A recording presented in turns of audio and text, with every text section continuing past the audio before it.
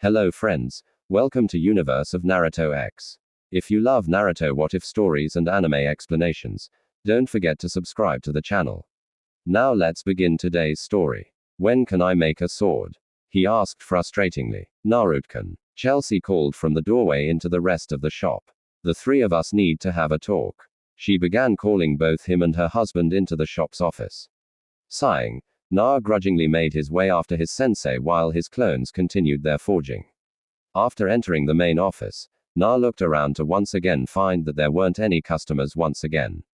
I think Na Chelsea began as they all sat down. All of the basic training we had planned to teach you has completed. She explained, causing Naruto to growl at her. You told me that I would learn a lot of things from you, not just the simple, __, he shouted, causing both Chelsea and Dean to WSE at the volume of his voice. But as he looked at him, he frowned. I'm sorry for yelling, he said, giving him an ashamed frown and headshake. Na Dishan began. Just because the basics are done doesn't mean that we're finished teaching you things, he explained. We just can't teach you anything really other than what we have already taught you. He sighed, watching the blonde's face fall further. You're able to do more stuff than most shinobi already. Not to mention, nobody really knows about your bloodline except that you can see chakra and have really good night vision. Chelsea cut in looking at his visor that he had yet to take off for a long while. We know that you have some kind of warning system with your chakra, or so it seems. But I think we should take some time to train you in your bloodline. She smiled as she saw his face light up. Besides, we need to know if there was anything that you actually wanted to learn other than the basics. After all, no shinobi can stay a basic shinobi and hope to survive, she explained. But Naruto began looking at her face now. You're already teaching me sealing. He frowned. How much more advanced can I get? He asked looking between the two and Dean Sensei. He began as he looked at the man that had quickly become like a father. You yourself said that you would take me on as an apprentice blacksmith in my spare time.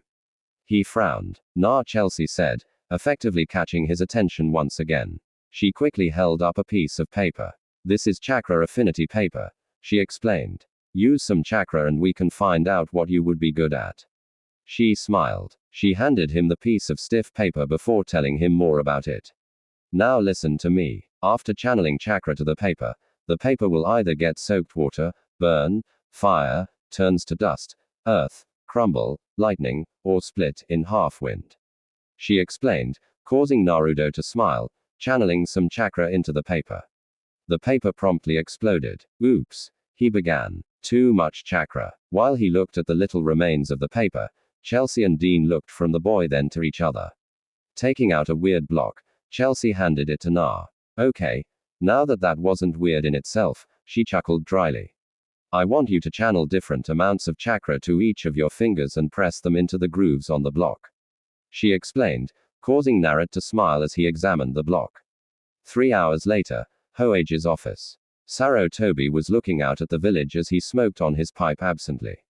I'm glad things are so quiet, he sighed to himself. But as he turned around, Sarutobi had to brace himself in shock at seeing two animals on his desk.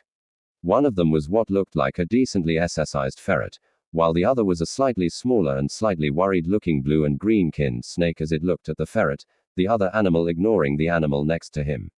Both of the animals held a scroll in some way or another. Hokage-sama the ferret sighed holding up a scroll. Chelsea and Dean Sama send word. Sarutobi was on the ferret almost instantly. What is the good word? Ferret saying, he asked slowly taking the scroll. Read for yourself. The ferret growled. I'm out of here. The animal sighed before puffing out of existence. Taking a quick look at the frightened snake, Serbi opened the scroll. Serbi-sama, this is to notify you that Na has far exceeded our original expectations. He is learning a small amount of sealing and is eager to learn more. I am stunting the growth in that regard for various reasons. He is also looking into forging as he says that he already talked with you about it. He is right now pestering my husband to teach him how to forge swords, something that I am curious about since he should be more concerned with learning the art of other things. As such, I have asked him what else he would like to learn. He has yet to answer my question, but we have proceeded to test his affinities. Main, wind, secondary, water, and another thing that is curious. He has shown the makings of a small affinity for lightning. I don't know if that shows a cause for concern, but it is something that would be needed. I think Chelsea, now after reading this, Serby was officially worried. If Naruto develops those affinities, he would be truly powerful. He thought as he looked at the pictures on the wall. What should I do? He shouted to the former Hoages. Now I have to worry that he'll turn into Itachi or even worse since he has that, of a fox. He thought as he massaged his temples, completely forgetting the now absent snake. Next morning, Naruto smiled at the shocked expressions on Chelsea and Deson's faces. Are you sure about this? Deson asked. I mean, we can't really teach you anything that would help you, he explained. Chelsea could only smile. Taking out a small piece of paper, she quickly created a clone and sent it out of the store. I think we may have something to help with that, kiddo. She smiled before tossing him several scrolls. I know we taught you a lot of theory about jutsu, but these are going to be interesting. She laughed at the look of Anna adorning Naruto's face. Those scrolls have almost every kind of elemental chakra that you could imagine, she explained, only to be seckled to the ground by Naruto rather quickly. Na could barely contain his glee. He continued to hug her with as much of his strength as he could manage. Finally being able to control his emotions, Na stood up only to smile at Deson, in which he tackled the blacksmith as well. Na. Deson began again as he pulled the blonde away from him once again. Are you sure you know what you are doing by asking to be taught this even though we really can't do much in the way of teaching you? He asked. Yes, I am. Na smiled before running out of the office to where he was temporarily stationed for his book training. Is everything all right? Deson, Chelsea asked, standing beside her husband as she massaged his shoulder. I just never thought that Na would want to learn that of all things. Deson sighed. He's learning to work the forge and he's learning sealing. But you're concerned that he wants to learn to do poison? She asked. It's not that. Deson sighed. It's that he wants to find a way to turn his chakra into poison, as if he was wanting to create his own bloodline. Chelsea simply continued to massage her husband's shoulders and smiled absently, hoping that their student would do okay. Graduation day. Naruto had woken up early that day and polished off a cup of ramen before Desson and Chelsea even woke up. Looking around the shop, Naruto smiled as he looked at the shelves that he had helped stock. Numerous amounts of his high-quality shuriken were standing proudly before him. Looking back at the last 4 months, Na could only smile as he realized that he had in fact learned a great deal. Even now, after the last month, he had come to realize some things that would really be impossible. One of the things was that he was in his own mind and at least somewhat decent blacksmith. The second thing is that he loved the art of sealing. Everything about it seemed wicked and cool, even if the beginnings of it was slightly more than boring. But the third thing that seemed to both scare and surprise everyone that he had shown, was that Na had somehow become highly adaptive toward poisons. But as he looked around the shop that he had been living in, he could only smile at the bare look of the place. Nothing seemed to matter to him, not even the exam that was going to take place today. All he could think about as he looked around the room was the last 4 months of his life and how he had grown. Looking at a shelf, he smiled as he saw that the swords in the section were not from him. But he didn't mind it. Dean and Chelsea Sensei had told him that he would only learn more after he had graduated from the academy and became a shinobi of the village. Now, thanks to his shadow clones, Naruto had already learned to do many of the things that he had wanted to ever learn. He had learned every kind of shadow clone technique, Kanespan and Shuriken, in secret away from his senseis turned parents. But he only knew how the theory behind a lot of other things. Things that both Chelsea and Dean had made him promise that he would not attempt without them present. Large weapon forging was one of them. He could only smile as he looked at his wrists and armbands. His bloodline, he had soon discovered, was exactly like Chelsea Sensei had told him. Nobody knew anything about it. He had dubbed it the Darkness Eye, mainly because of what his bloodline seemed to thrive in. But he soon found out that, like Manzia had said, he could push the range, but found it would narrow his vision. And since it was constantly active, he would always have a problem with the control over his chakra. He found out quite by accident that he was able to actually see the chakra that was being forced into a jutsu and how it was being manipulated. Something that had led to him and his clones picking up the water walking and the tree walking exercises very easily. Wrestling his large belt around his waist, Naruto smiled when he felt the seals activating to his chakra. He held a small arsenal amongst his entire body. Sunburn, Shuriken, and Kana were sealed into the spots on his waist. All of them made from the black metal that he himself had asked Disshin and the Hokage for placing his newest combat boots, the ones that had lifting seals and sound seals emblazed on the heel of each of them. Taking one last look at the shop in the adjoining rooms, he smiled a foxy grin once again and closed the door behind him. Na took one last look around inside. When is he going to learn? He shouted. Aren't you going to stop trying to kill me, Enu? He shouted, looking directly up at the one person who had become like a plaque to him.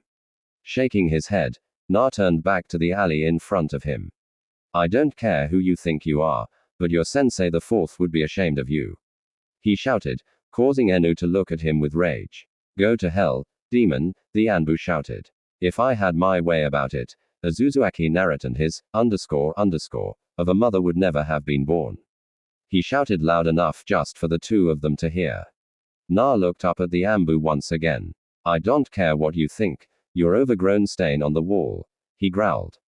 But you should think more clearly after a night of drinking, don't you think?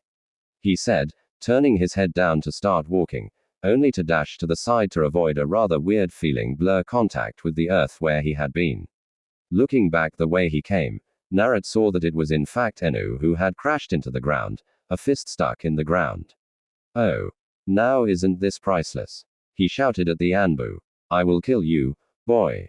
The dog-masked Anbu spat. I will gladly kill you for the sake of fixing my sensei's mistake. You know what? You should give yourself the axe, especially since you have so much hate for a little kid. A deeper voice called out. Na looked to the source to see Disshin and Chelsea standing there. Go on, kiddo. Come see us after you get your headband. The man smiled. Well, deal with Enu over here. Okay. Naruto smiled, giving his surrogate family a genuine smile before leaping into the air and taking off as soon as his boots touched the roof. With Disshin and Chelsea, now that the kid is gone, Chelsea chuckled absently. You can tell us why the hell you have come back here after you were told to never show yourself again. She growled, popping her knuckles. I don't care who you think you are, woman. Enu growled. But that boy of a demon should have been killed at birth. He shouted. And I have already made plans to deal with this blight on my beautiful village.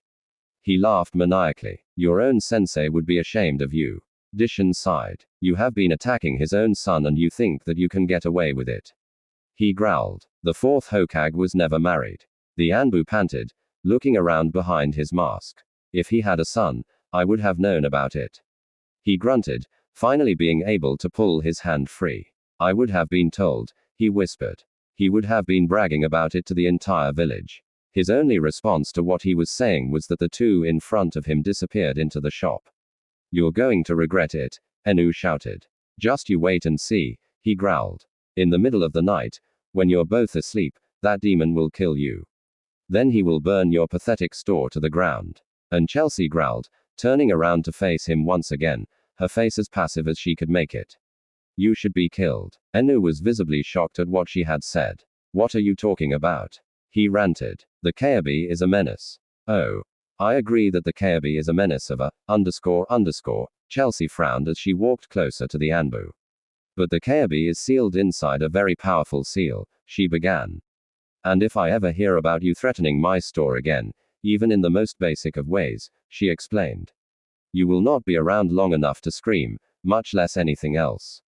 How dare you threaten me? I'm Anbu. I have every right to do what must be done to protect this village. Even if that means protecting this pathetic store, Enu shouted, gesturing to the building in front of him. But as he began trying to say something else, his face was shoved upward by Chelsea's knee connecting with his chin. I don't care if you're the Easter Bunny. Chelsea growled. You want to fight someone then? Fine. I can kick your 3 ways from sundown. She spat on his mask before he looked back down. You weren't the only one who was trained by Manado-sensei. She shouted, holding out her right hand. A perfect sphere appeared in her hand, much to the shock of Enu. So, you think you can take on someone who helped him perfect his own resent? She asked. You whore. Enu yelled, his eyes bloodshot behind his mask as he lunged for her, only to meet face first with the woman's barefoot. Come near my store again, little Enu. Chelsea growled, dissipating the reason. And I will personally rearrange every little thing on that face that isn't even covered. Do I make myself clear? She shouted, making both Dishan and Enu sweat before Enu was kicked out of the alley. Academy. Na smiled as he adjusted his belt.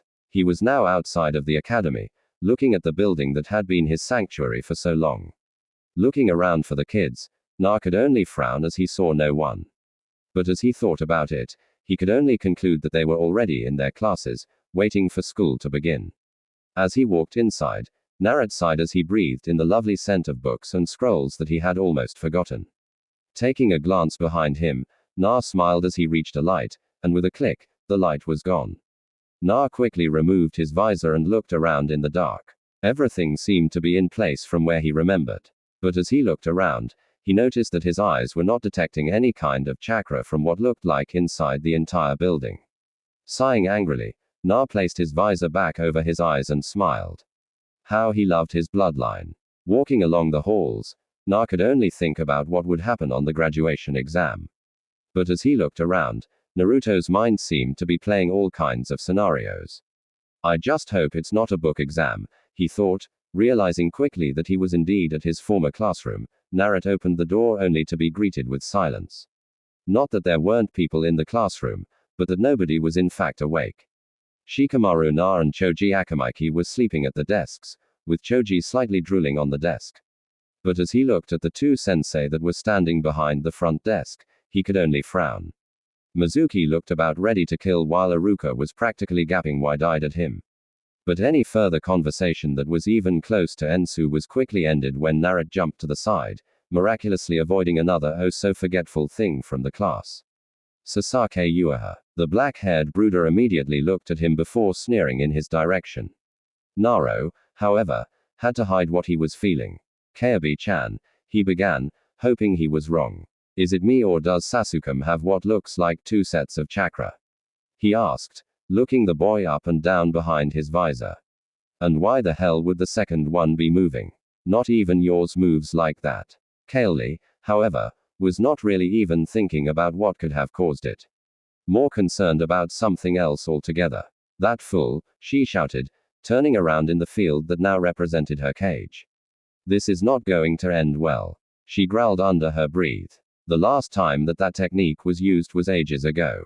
Na, blessedly unaffected by Kali's whispering, looked around at the other students that were now filing into the classroom. He watched as Hinata came in, however, with a different set of views. Why does she have some kind of chakra at her neck? He thought to himself, looking at the side of Hinata's neck as she passed him, bandages around her neck. Kid Kaubi shouted that girl from the smell of it has been married off into some other clan in Konoha. She began it sometimes happens for political marriages. She explained as Naruto's eyes narrowed. So he frowned. You saying that not only is she married before she is even an adult, but that she is in fact married for political reasons? He asked worriedly. Oh. This is not going to be good. I actually think that this might help her. Kayabe smiled in her cage. After all, Manzia can be yours now without Hinata being upset and using that stupid seal on her. Kayabe-chan Naruto frowned. I know that nobody but me can hear you, he began. But can you please not try to get my hopes up? He sighed, continuing to lean into the corner he had chosen. Hayashi would never allow the demon of Konoha to marry into even the branch family. This has nothing to do with that stupid blowhard. Kayabe growled, slamming her tails into the ground, causing Naruto to WSE.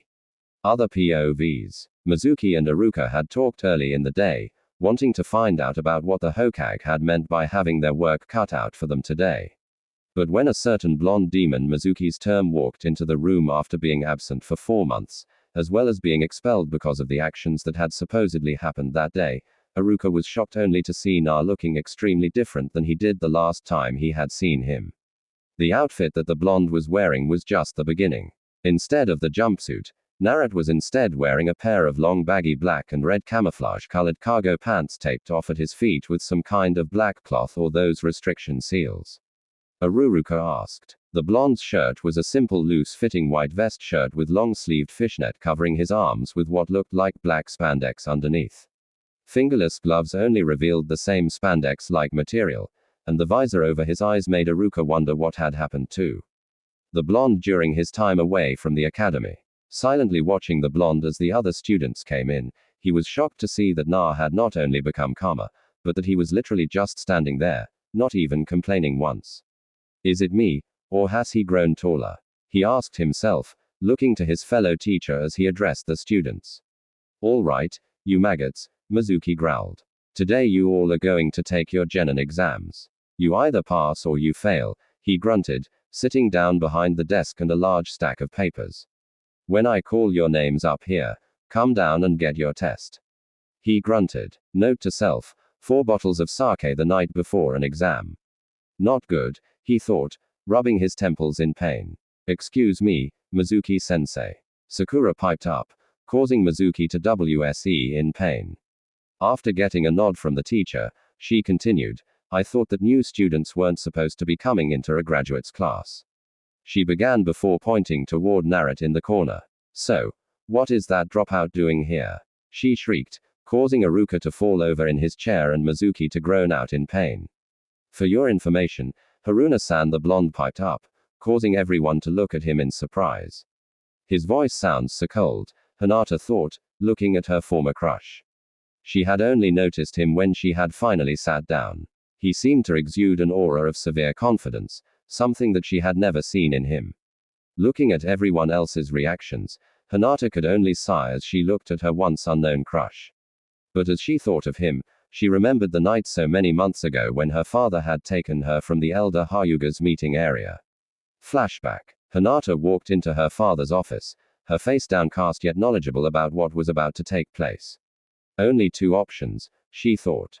Caged bird and banishment from the clan, she sighed. Our marriage seal and all. The marriage seal would be the original idea behind the caged bird seal. Taking in how Hiashi was looking at her, she could only frown in worry. Her father had always been someone for tradition. Hinata, Hiashi began. You and I both know that for some reason you don't show how strong you are. He frowned as Hinata seemed to jump. I don't know what it is about you actually afraid to harm someone or something in that nature, but the only way for me to really save you from any kind of negative fate would be to make a political marriage to someone outside the clan.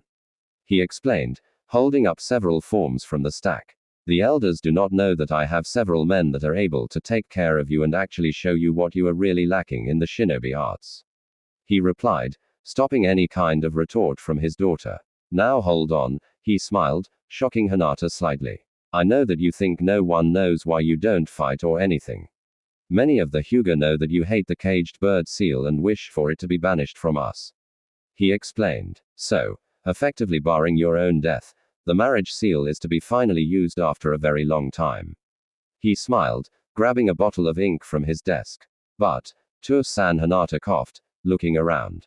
Who am I to marry? She stammered hesitantly. I think it is at least proper to know who I am to marry. Oh.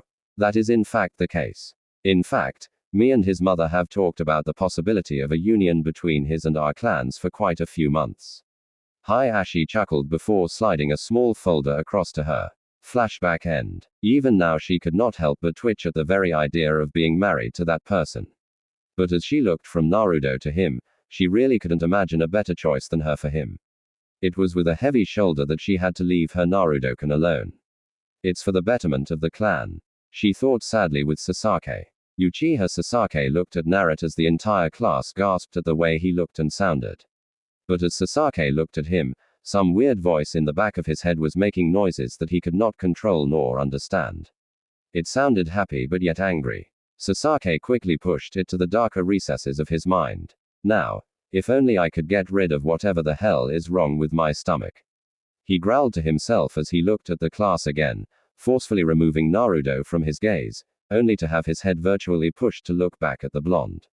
What is wrong with me? He shouted to himself, only to be swamped away from the pain in his abdomen and a resounding pain in the back of his head. Why can't I look away? Because I don't want you to look away, a feminine voice called from the back of his mind, causing him to smack himself in the face in exasperation. What is wrong with me? He asked himself again. Sakura. Sakura looked at the blonde in front of her only to shy away from his gaze. Mommy told me he was gone. She thought in worry. Now he's going to eat me. She shrieked. He's not a demon. Inner Sakura shouted at her, causing her to gulp. If he was a demon, you would have already been dead from all the pain you've given him. Inner Sakura reasoned. Sakura humped before going right back to staring at her.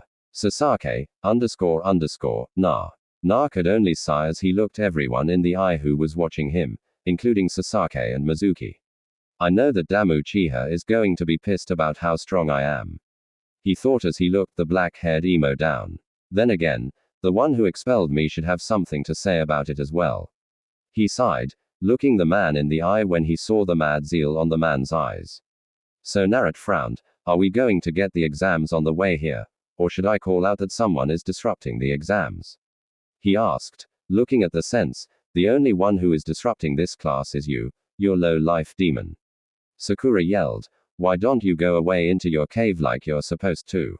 She yelled, pointing out toward the windows of the classroom. Now, needless to say that you could hear a pin drop in the room would be an understatement. But when the person she was targeting looked her in the eye, Sakura immediately faltered when saw that no one would come to her defense. Haruna-san Na began coldly. Maybe you should explain to everyone here what you are referring to when you call me a demon. Since I am, as you can see, not a demon. I mean, where is the tail and fur? He asked, holding his hands out to show them he had none of the said items. My mommy told me, she began, only to stop as she felt the glare coming at her from somewhere in the room. Looking around the room, she literally saw everyone's eyes on her. But as she returned her gaze to Naruto, I can't tell them about the Kyuubi. Mommy told me that it's a secret from the Hokage-san. Gee, that anyone telling him of this gets killed. She thought, I heard it around the village that you were a demon. She shrieked, knowing that she already caught herself in a lie. Na simply looked at her, moving around the desk to look her in the eye. He could only smile. So, Sakura Haruna, he smiled. I wonder who I should turn in for breaking any kinds of law. He sighed, causing Sakura's eyes to widen in fear. Well, doesn't have anything to do with me. Naruto laughed, causing Sakura to slightly chuckle with him. Now, Mizuki-sensei, Haruka-sensei, can we please get this, over with? He shouted, Hokage's office. Sarutobi could only sigh as he looked at the paperwork in front of him. It's going to be worse tomorrow. He thought as he signed another piece of useless paperwork, something that was talking about the council members demanding better protection from the shinobi of Chunin and below. Sighing, Serbi simply slammed his denied seal on the paperwork, especially with the genin tests today. He sighed, hoping whatever training Naruto had received would help him complete the tests. He deserves to at least have something for himself. He chuckled, taking a few seconds to look at the available junin for the teams. He could only sigh. Unfortunately, I have none who would even try to teach him, much less have him for a team. His thoughts were interrupted as his door swung open, revealing Chelsea walking in with her husband behind he. Serbi-sama, we need to talk, she began, bowing as soon as she came near his desk. Well, Serbi frowned, wondering what had happened now with Na. Did something happen? He asked, looking between the two. Naruto is fine. Dessen smiled as he looked into the Hoage's eyes. But we had a little altercation with one of your Ambu earlier this morning, he explained, causing Saruto's eyes to widen. Tell me, he ordered, knowing something important must have happened for the two of them to be looking as they were. Enu tried to kill Naruto as he was going to the exam this morning. When it didn't work, he started talking crazy about Manado-sensei and acting like something was wrong. Chelsea began holding up a rather bent-up piece of metal. He said that I was a and that I should be killed. She growled. Dessen was there in a second holding her hands in front of her. Calm down, love, he whispered. You know that you're not. Unless it's with me, he smiled, causing the both of them to blush. Okay, Serbi coughed, drawing their attention back to him. Well, all I can really do is find out why all this is happening, he explained. I will make sure that Enu knows his place very, very soon. He sighed. Now, is there anything else that I can help you with? He asked. Actually, Chelsea smiled, nodding to Dan. Her husband gave a chuckle before he looked away. There is something I felt that we should talk about, she said, her grin making Serbi think of a certain blonde-haired Ginryuku. Academy Usuzuaki Naruto Ruka C. A voice called out behind the door, alerting everyone to the voice's presence. Na simply smiled before he looked around at everyone, giving nods to everyone important, meaning Sakura and Sasa. Ki got ignored totally before he looked Aruka in the eye. He smiled at his sensei before standing up and walking out the door, only to see the appearance of an Anu member wearing a cat mask, purple hair cascading down her back as she knelt beside the door. 2 swords sat strapped to her back even as she sat there. Na frowned as he felt Yuruka standing behind him. Uzuaki Na the Ambu began. Are you ready for your exams? She asked. More than ready. Na chuckled silently, hoping Aruka wouldn't be mad. After all, he always said that he wanted to give me my test separately. He thought, inwardly crawling on the ground laughing as he saw the old man's humor. Even now interrupted looking between the two of them. I was under the impression that Uzuaki-san here would be taking his tests with the rest of the class, he explained, gesturing to the classroom. The Hokage feels that Uzumaki Naruto has been plagued by people with prejudice to his occupants so as to hinder his progress. The Anbu said, nodding to the class. The Hokage has thus made an entirely different test to give the boy. It explained, thank you for explaining this to him, ma'am. Naruto smiled, inwardly sighing as the A and Bu's arms turned red in embarrassment. Damn glad that Chelsea sensei taught me manners, he thought, looking forward to his test. Are you sure it's not because of how pretty that Ambu looks when she blushes? The fox asked, her voice sounding slightly jealous. Hush you, Nara chuckled. Now, if you are ready, Uzuaki-sanbu replied, pointing down the hall. Follow me, please, she said before turning around and walking away, halfway to what he had assumed would be the room for the test. The Ambu turned around quickly, causing Naru to jump back thanks to his instincts. His instincts saved him as the female Ambu held a long-bladed dagger right at where he had been standing. What the hell? He shouted, looking at where the dagger would have landed. It would have most likely stopped right at his throat. Na? Yuruka asked, looking back at the way Na was standing. Unbeknownst to Na, he had jumped back so fast he had clung to the ceiling, his feet braced at a beam.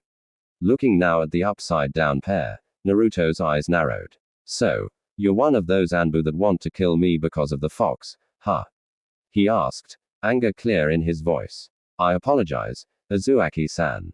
The Anbu said, embarrassment now evident. I tend to overreact when I feel someone looking at me, she explained, motioning for him to come down as she put away the dagger. Naruto sighed as he did a back flip and landed on his feet. But before he could do or say anything, he was embraced in a hug by the Ambu. Shock could only be seen on his face, even through his visor. I know what you are. The Ambu began before pulling back to kneel in front of him, her hand on his shoulder. I know who you are. I also know much more, she said, tilting her head to the side. But I also know that you are not what you contain, she said before removing the bottom part of her mask and kissing him on the forehead. Now, Na is usually not someone to be embarrassed about something. But being hugged by a really strong Kinuichi and then kissed on the forehead by that same one would make anyone really embarrassed. Oh. Okay, Naruto stammered, making Aruka think that Naruto resembled a certain Hyuga clan member. The kiss was just for luck. The Anbu chuckled. Besides, you're a little young for me, she said with a smile before placing the bottom of her mask back on. The three quickly found the room and entered it. Naruto's Genin exam was going to begin. Classroom. Mizuki frowned as he looked around the room at the students in front of him. I hope that they kill that damn demon. He growled to himself. He doesn't even deserve to be alive. He thought before his mind started to wander. I wonder what that, of a girlfriend of mine is doing. He thought, imagining what he would be doing most of the night after he got done with the stupid class. He mentally did a checklist. Inform the Hokage of Sasake placing as Rookie of the Year. Steal the Forbidden Scroll, blaming it on the demon brat. Kill said demon girlfriend till next Tuesday. Mizuki could only chuckle as he looked at his meal ticket out of the academy. Being the one to teach the last Uchiha would cause the entire council to rise above the Hokage and promote him to Junin for sure. He smiled sinisterly as he looked at the boy. He just needs to answer the questions and he should be fine. He smiled. After all, I don't think that anyone can beat him in taijutsu, and with the kanai and shuriken I have with him, he should get 100% out of the accuracy. Not that he would have any trouble. Sakura could barely contain her glee as she looked at the questions in her paper. I'm going to graduate, she shouted to herself, looking over at Sasaki as he took his test. Making sure she didn't become obvious, she looked at his paper. Even Sasaki is finished with his test. That must mean we're destined to be together. She sighed happily. Take that, Ino pig. Naruto's exam, Yuruka. Aruka frowned at the room they were in. Naruto would undoubtedly feel comfortable, however, and that was what he guessed the Hokage would have been go. Ing 4. The Anu had taken a station inside the room as they entered it. But when Naruto saw where they were, he had laughed uncontrollably. I guess it would only be natural. He thought, I mean, a prankster like him would already know everything about the detention room in the academy. He sighed. But now, as Naruto wrote furiously on his test, Oruruka was worried. Whatever the Hokage had wanted for Naruto to be tested, Aruka could only hope that both the Hokage knew what he was doing, and if Na was sure he knew the answers with Na. Na had been happy when he had entered the room. Oji-san sure knows how to be nostalgic. He laughed, but as he looked through the small booklet in front of him, Na could barely contain his whistle. He was already through most of it. But Naruto could barely contain his happiness in the way that the questions were asked. What would you need to break into a level 3 building being continuously patrolled by squads of Andul level shinobi? And that had been the first question. As Naruto had progressed through the test, he realized that some of the questions in the exam had rung more than a few bells for the young blonde. Smiling, he looked around the room before nodding to both Aruka and the Ambu before going through the rest of his tea. Some 20 minutes later, Aruka looked through the answer sheet one last time before giving Naruto's small booklet another glance. I can't believe it, he thought absently. Some of these questions are way above genin level. He frowned as he looked at one in particular. Which would be better in a shinobi, strength or agility? The question asked. Now, Aruka knew that most people, himself included, would say that strength was more important in any kind of shinobi. But Naruto surprised him once again by saying that agility was more important. And he actually gave an explanation for the answer. He sighed, handing the booklet to the Anbu. Please take this to the Hokage, he said, rubbing his temples. I can't properly correct it, he explained, causing Naruto to worry about his test. Is there a problem, Oruruka-sensei? He asked, looking to the walking Abu's back before dropping his gaze absently to her. She does have a nice though, he thought as he looked back to his sensei. Sasaki had to hold himself in a crouch position as he finished looking over his test.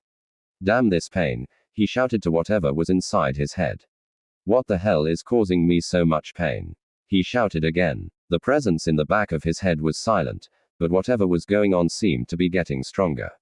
It was in his shoulder now. Luckily, as he shunted more and more of his attention to it, he realized that it was in his weaker right room. It wouldn't affect his aim or anything like that, so he would have no hindrance to his tests. As he looked around the room, he could only frown as he saw that Sakura was already done with her test and was staring at him with what looked like stars in her eyes. Kami must want to curse me. He shouted to the heavens. Nah.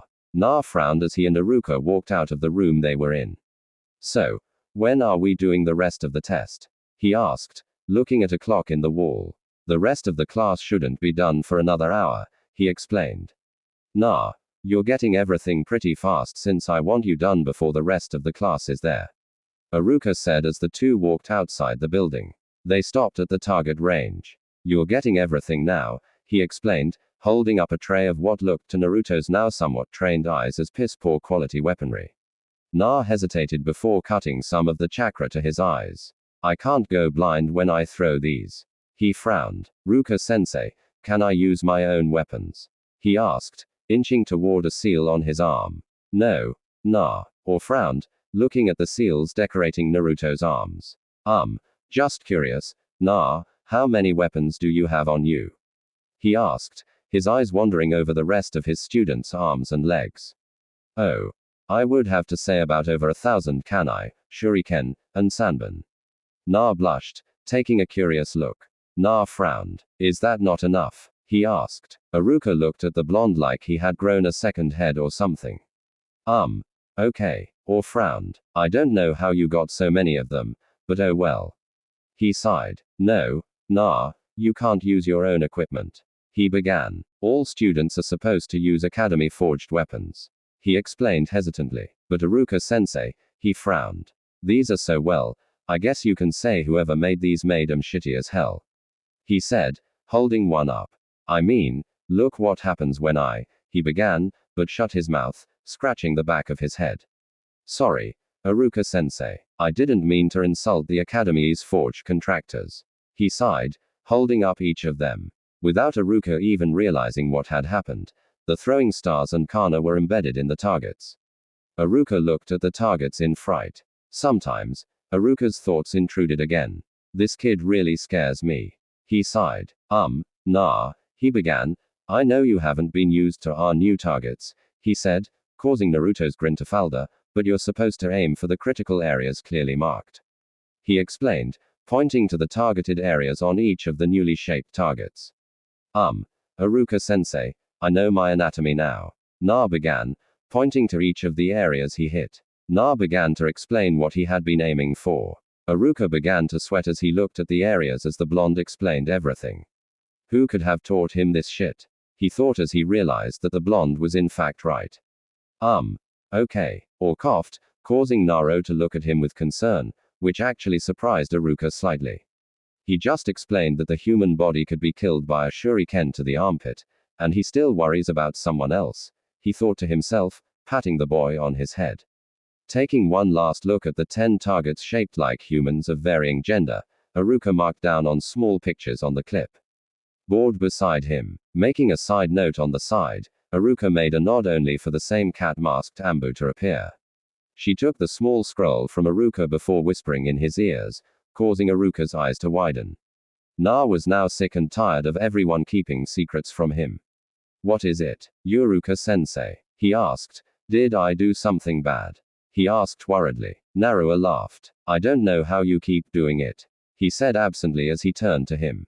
Come on, he smiled, looking toward the sparring ring a few yards away.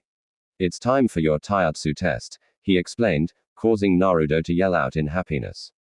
2 hours later, Mizuki sternly walked out of the classroom, a class of bored students behind him. Damn that N, he shouted to himself as he looked back at the lazy pineapple-headed student. Saving the last 2 questions for right at the end of the limit, he growled silently. I should flunk as if he wasn't so much of a genius. He threatened absently. Reaching the targets, Mizuki noticed that a set-off of the trays had already been used. But as he looked at the targets, he could only growl as he saw that nothing was different about the targets. Damn repairing seals, he growled absently. Wow, look at that. Sakura shouted. That baka Naruto didn't hit anything. She shrieked, causing everyone to clench their fists in pain. Shut up, Shikamaru growled, holding his ears in pain. It's even too troublesome to explain. He growled, walking under the tree forehead. Ino piped in. The academy is using a new type of target starting this year. She explained, so whatever Na-san hit, we won't know unless he tells us. She sighed. How is that possible? Sakura shouted. That's not fair. Making it so nobody can see Sasuke-kun's hits. She shouted in outrage. They have repairing seals placed on them. Hinata sighed as she looked at the pink-haired, now shut up, she growled. Some of us have important things in our lives that this means the beginning of. Shut up, Sakura shouted. Just because your own clan doesn't want anything to do with you doesn't mean the rest of us have to listen to you, she squealed, thinking that Sasaki was looking at her, which he was off to the side studying the targets. Hokage's office 1 hour ago. Saratobi laughed as he looked through everything that had happened during Naruto's test. Both the test itself and from the Ambukit as she gave him an explanation for everything. Kat, he called out, causing her to stiffen slightly. I know that you have something to say regarding this. Please speak your mind. Hokage-sama Uzumaki-san already knows the wall climbing exercise. He has proven that he has exceptional reflexes. She said with a blush. I thought that he was being a pervert, staring at me if I am correct. But when I pulled my dull dagger, I thought that Naruto would take it or something. He was 6 feet away on the ceiling, glaring at me like I betrayed him. She explained when the Hokage looked at her. I wasn't even going to hurt him, much less cut him, but he had that much foresight and reflexes.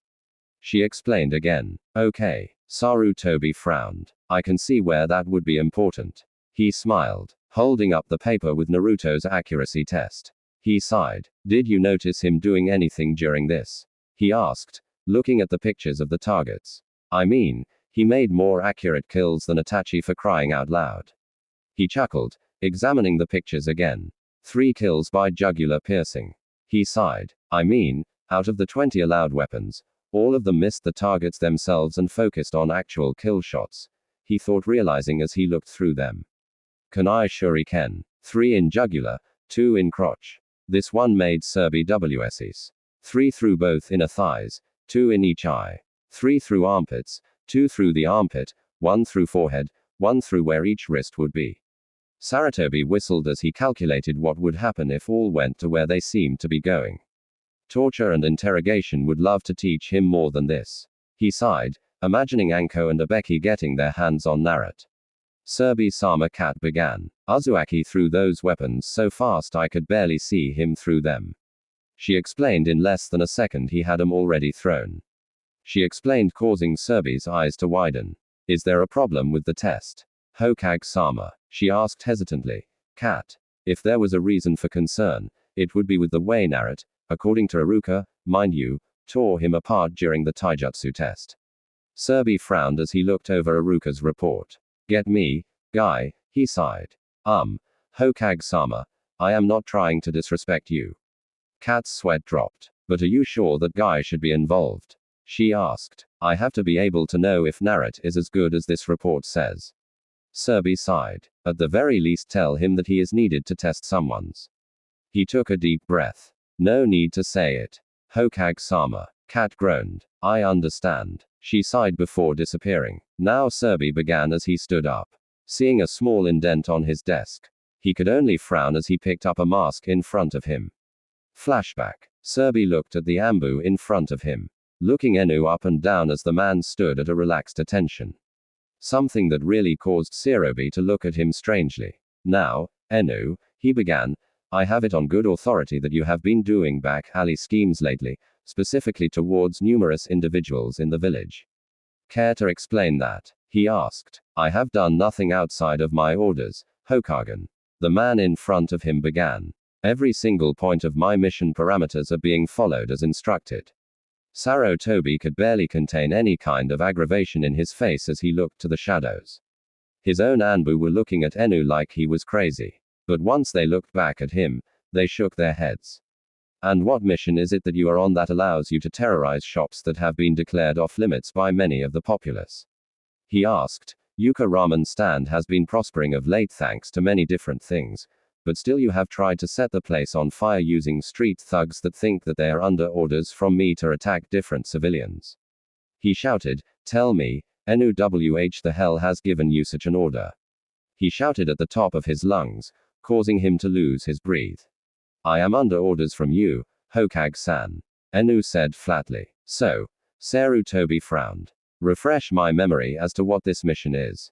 He asked, looking at the 4 guards in the office. Your mission parameters said to restrict several key members from seeking help in any regard from you. As such, those members of the village are to be beaten repeatedly as the situation allows it. The Anbu began. Your orders also state that I am able to requisition any member of the village for such a task and pay them for said activities. He continued. And the last of your orders dictated that I am to kill the original members after making their lives miserable and alone, all before they MPT to graduate from the academy. Sarutobi was flabbergasted as he looked at his former Ambu captain. He was already hating where this was going. And who were these members that were to be killed after being beaten repeatedly and ostracized all before graduating the academy? He groaned silently, feeling his age. Uzumaki Naruto, Hyuga Hinata, as well as Hyuga Neji, the Ikaruka family, and members of the Inuzuka clan. Enu grumbled angrily, his hands clenching in some kind of pain while his entire body broke out in sweat. After he said the names, he broke down in agony, literally screaming what he could out of his mouth as smoke began to rise up from the mask. But before Sir Toby could have any of his own ambu restrain him, Enu was on his feet, his father's remade sword in his hand as he rushed Sir Toby's desk. And you, Serbi, Hyazen, third Hokage of Kanahagaka and Demon Lover, he shouted, raising his weapon to attack. Flashback end. Even as Serbi thought about it, he could not have imagined what could have happened to cause Kakashi attack. One of the finest Jun in the village, to go so far as to actually try to kill him. The man had been forcefully restrained and hauled over to the hospital after having his mask removed. Saratobi did not envy the nurse who would be looking after him. Standing again, Saratobi walked out of his office after locking it. He had a Junin to see, and maybe if luck was with him, a friend to save from some sick fate. Targeting range. Present time. Naruto could only sigh as he sat atop the tree in the yard watching his classmates try to kill their target. Aruka sitting in a branch next to him. Are you even sure you should be doing this? Aruka asked. Aruka-sensei. Something has been bugging me all day, especially about Sasuke. Na explained, causing Aruka to look at him questionably. I can see chakra, he began. But when I look at that emo, I am seeing two types of chakra. He whispered loudly, listening to the clunk and twang of impacting weapons. What do you mean? The Chunin asked, looking down at the boy in question. Not even your second chakra is detectable without you using a shitload of chakra, he explained. Aruka-sensei Naro sighed. When today is done, take me out to ramen and I'll explain everything. Okay, he asked, looking to his teacher in worry. Please, not here, he pleaded. Okay, Tonight smiled fondly. Thank you. Naruto smiled before a thought crossed him mind. Aruka-sensei, he asked hesitantly, catching the man's attention. Do you know if they'll let me be a shinobi yet? He asked. I mean, I passed everything you gave me. In your own words, nah, a feminine voice called out above them. You'll get that answer later. The voice called out, causing Na to look up to see Kat had once again returned, her legs spread in meditation on a much higher branch. Oh, okay, Naruto blushed, accidentally looking up the pants. I'm sorry, and Pusan, could you please come down here so that I do not look like I am looking at your panties or something? He asked. Looking down at him, Kat realized where she was positioned and jumped down to beside Aruka. Sorry, Azumaki-san replied, trying to be as unaffected as she could be while she could feel her entire face blushing a crimson red. Na, on the other hand, was looking at Mizuki as he graded KBA. Ka landed maybe 7 hits in the red on the targets with the kanai, but when he launched his final bar age of shuriken, Naruto saw something in the targets as they all seemed to sway. Taking a second to calculate if what would have happened if the targets hadn't been moved, Na realized that the trajectory of the weapons would have landed them in the bullseye of the heads on each of them. As Naruto turned to Aruka, he could see that the Chunin must not have seen what had happened. He was giving a rundown of what had been a very boring exam since Na had finished his. Everyone seems to be adequate so far, and I am sure that I am trying not to be biased, Aruka explained. Yuruka Sayad began. I'm sorry if I am interrupting anything, but I am afraid that there is soon to be an issue with young Uzumaki. She explained, looking around, not seeing the blonde anywhere. Aruka was on high alert as soon Kat said the blonde's name. But as he looked toward the rest of the class, he realized that Naruto had disappeared. But as he looked closer at the rest of the student, he frowned. I found him. Kat began pointing to the wall next to Mizuki. There. As Aruka looked at the wall, he could finally see what Kat was talking about. There, at the wall, crawled a shimmering image, and it was crawling toward Mizuki.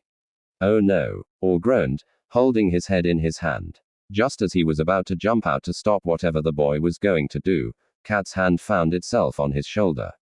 Please wait, she replied coldly, leaving no room for him to refuse.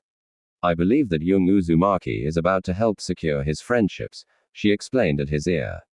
Especially since I believe a young Inuzuka is having his exam tampered with ever so slightly. But Aruka stuttered, leave it to happen, Mizuki. Mizuki frowned at the way the Inuzuka was shouting at him to try again. Now, Ka Inuka, if you want to embarrass yourself even further by trying to hit targets even in the wind, you should consider what you would be implying. He sighed. Are you saying that I am being unjust? he asked, getting a shocked negative from the boy and his dog, even though the dog walked off Car's head and ran off somewhere. Watching the line, he sighed as he saw only 3 people left in the entire class. Sasaki Uchiha, Hinata, Hyuga, and Sakura Haruna. God, I should just pass her and get her out of my class. He growled inside his head. As Hinata came up, throwing her weapons, Mizuki saw that she made everything but one shuriken into the dead center. Sighing, he muttered that she passed, only for her to bow in front of him before blushing and walking back with the rest of the class. All of a sudden, Mizuki heard a tearing sound around him somewhere. But as he looked around, he saw most of the students looking at him wide-eyed.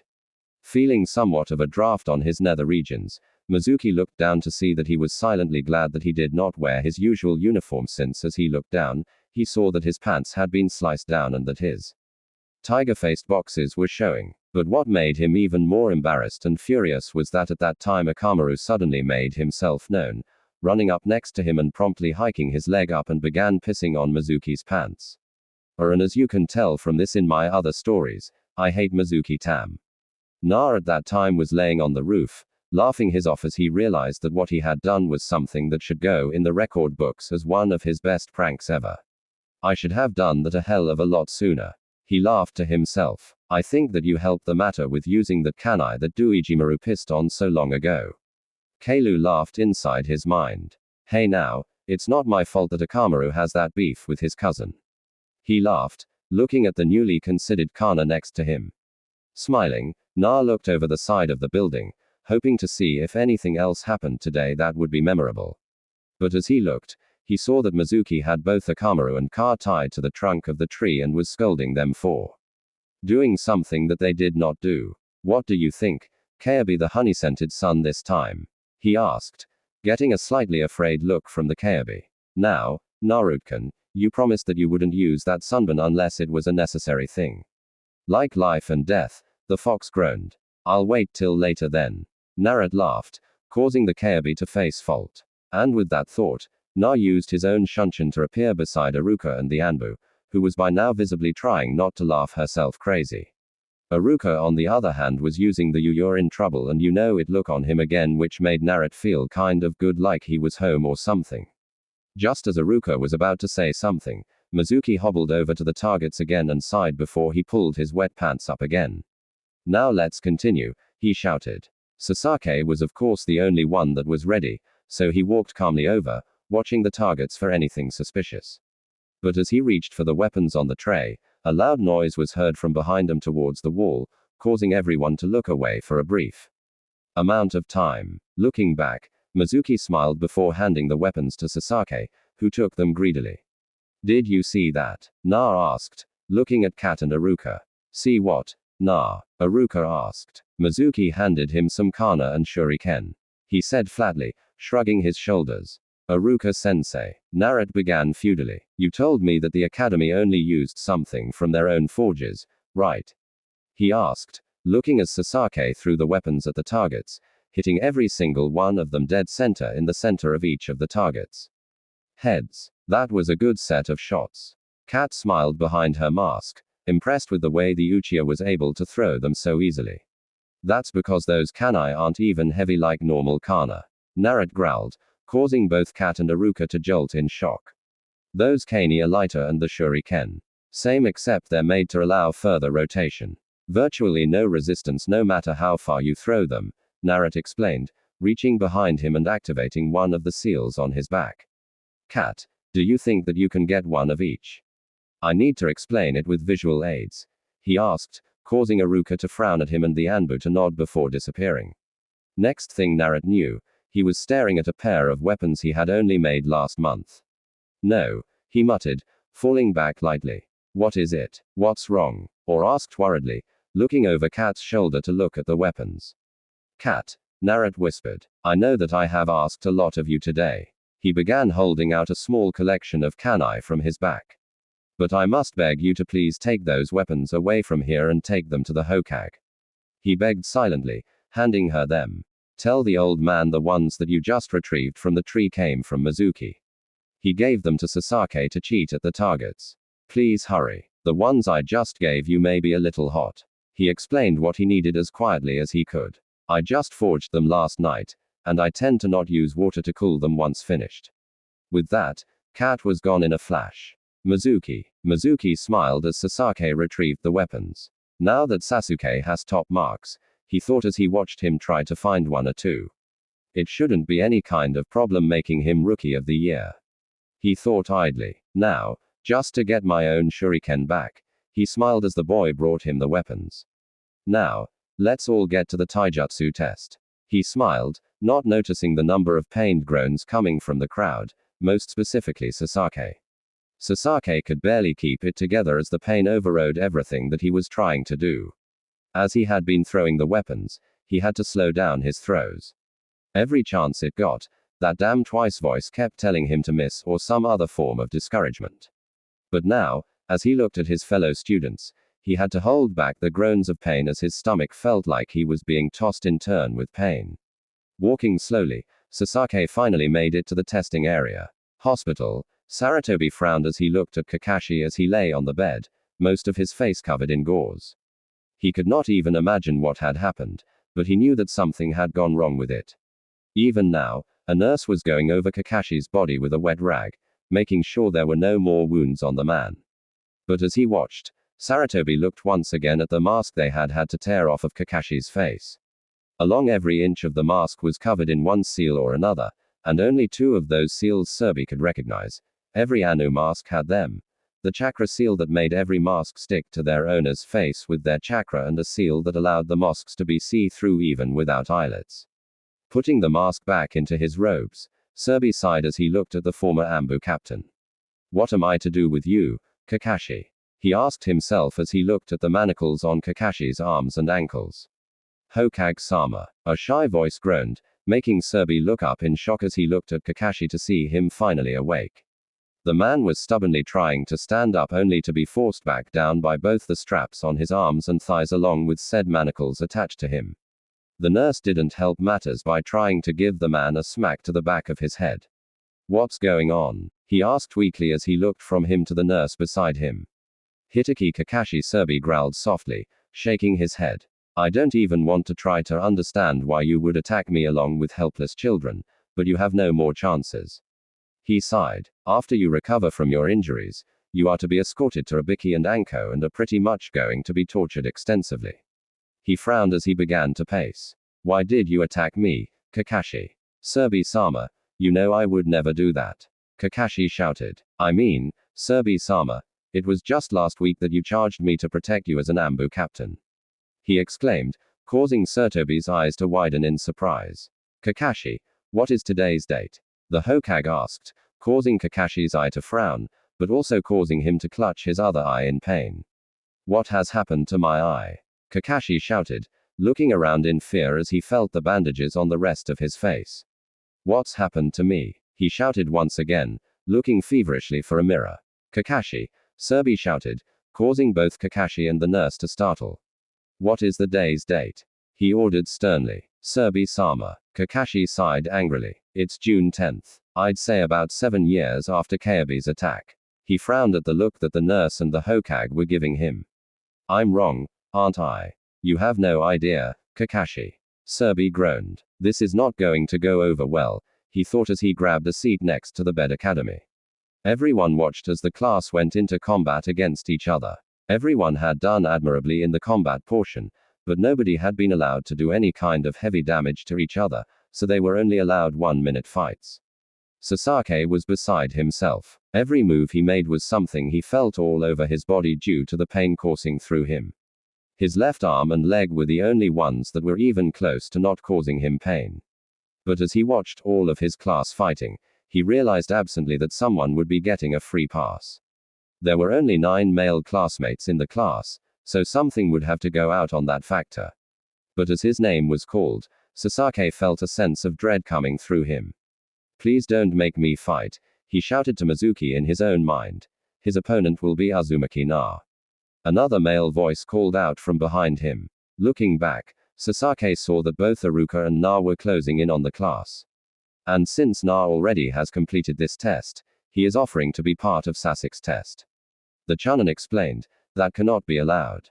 Mizuki shouted indignantly. That boy did not complete the test with the rest of the class. He shouted, I will not allow this to occur, he said snidely, spying an Anbu behind Naruto.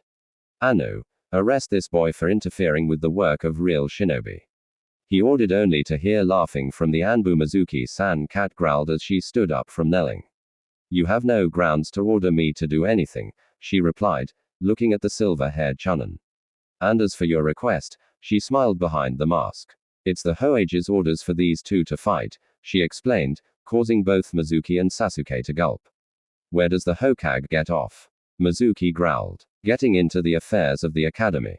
He thought agitatedly. Whatever. Mizuki growled. Usuzuaki against Uchiha. He frowned. Get in the ring, he ordered. Na could only smile as he looked at Sasaki as they walked into the ring.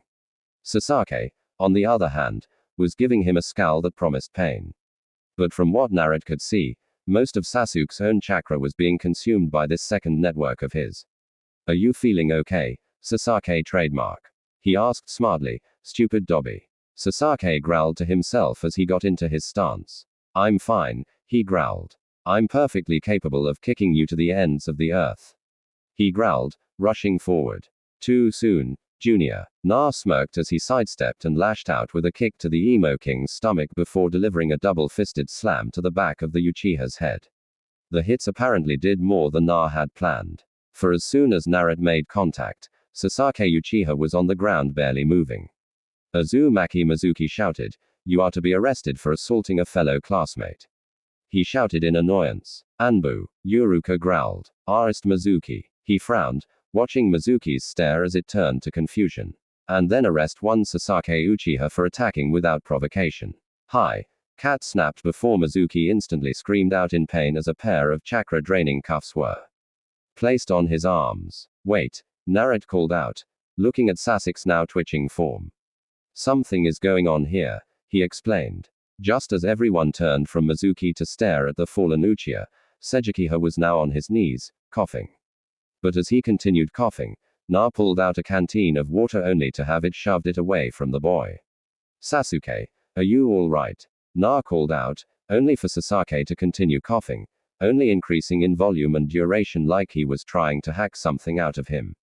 Suddenly though, his efforts came through. For as he looked at Sasaki, the boy began to cough up obscene amounts of Naruto's vision chakra-infused green goop, said goop falling to the ground. This continued for several more minutes before Sasaki fell to the side of the now much larger pile of goo. Na looked to Iruka and nodded, making Iruka disappear instantly. His destination, Hokage's location. Minutes later, after Naruto told Kat to release Mizuki to help with Sasaki, Naruto watched as the green goop began to change into another form. Looking around, Naruto sighed as he was the only one to really realize what was happening. He watched and smiled as he looked at the goop as it transformed further, revealing bones, blood vessels, muscles, and lastly, skin. He could barely contain the nosebleed as he saw the form in front of him became apparent to reveal a very attractive and very young woman. Na could only grin as he looked around the room. He had been brought here by some unknown Anbu with an ox mask when he had brought that girl back here. Even now, he could barely get everything that had happened out of his mind. Flashback. Na gasped as he realized how beautiful the woman was as he pushed her onto her back. Long silky black hair framed a very beautiful and angelic face. A pair of little moles decorated under her right eye, making her look even more exotic to him. But as he looked her over, he was amazed to see several different things about this girl. One was that her entire body looked like a well-toned muscle machine. Another was that her long and toned legs could not distract him from the fact that this woman had exceptionally beautiful shake-up hung high on her chest with dark brown and areola. Another pair of mole-like birthmarks decorated her left, right above the areola.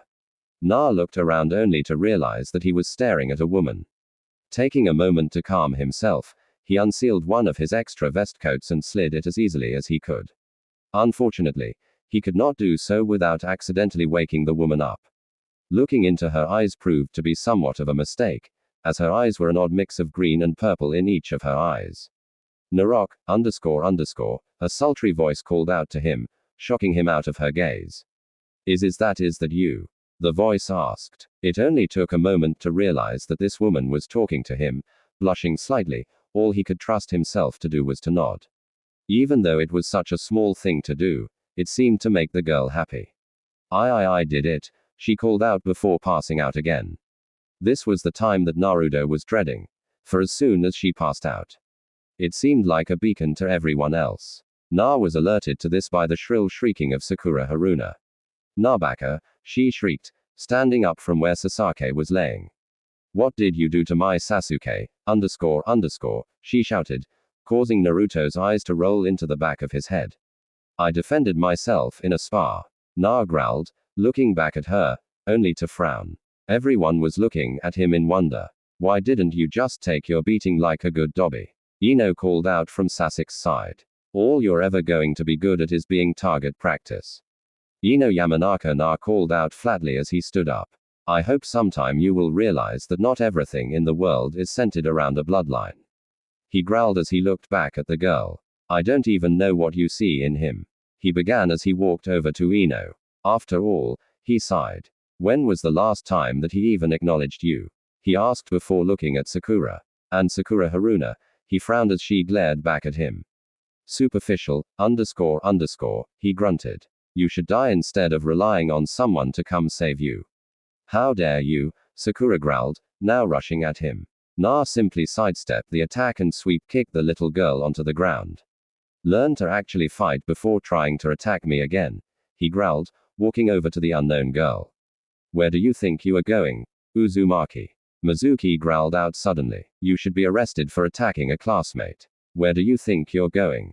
He asked. I'm going to the hospital. As you can see, there is something going on, and I intend to find out what it is, he explained as he turned back around and picked the girl up gently.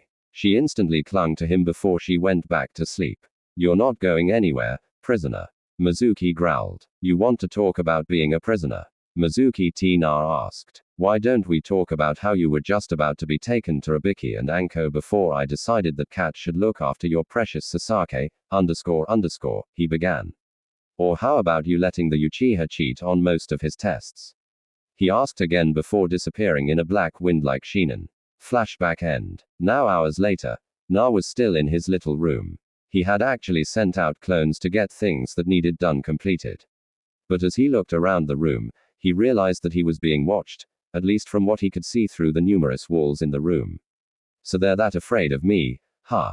He asked himself as he blew out a deep breath. I wonder what is going on with that girl. He asked the walls. Private hospital room. Saratobi frowned as he looked around the room. 3 other occupants inhabited the room. The head doctor of the hospital, Aruka and Kat. Okay, someone please tell me what is going on. He sighed as Aruka fidgeted. Hokage-sama. Kat interrupted before Aruka could say anything. Uzumaki-san defended himself when Uchiha-san attacked him before their spar could be started. Uzumaki-san easily defeated the boy, but before the match could even be called, Uchiha-san began coughing. She said, her hands hanging in front of her. I know that it seems unlikely, but Uchiha-san then coughed up a green smelly-looking goop out of his mouth and nose. She said, instinctively shying away when the Hokage looked at her wide-eyed. Kat-san, Serbi called, did Uchiha-san seem like he had been having all of his energy sapped from him today? He asked. Now that you mention it, Hokage-sama called out from the side of the room.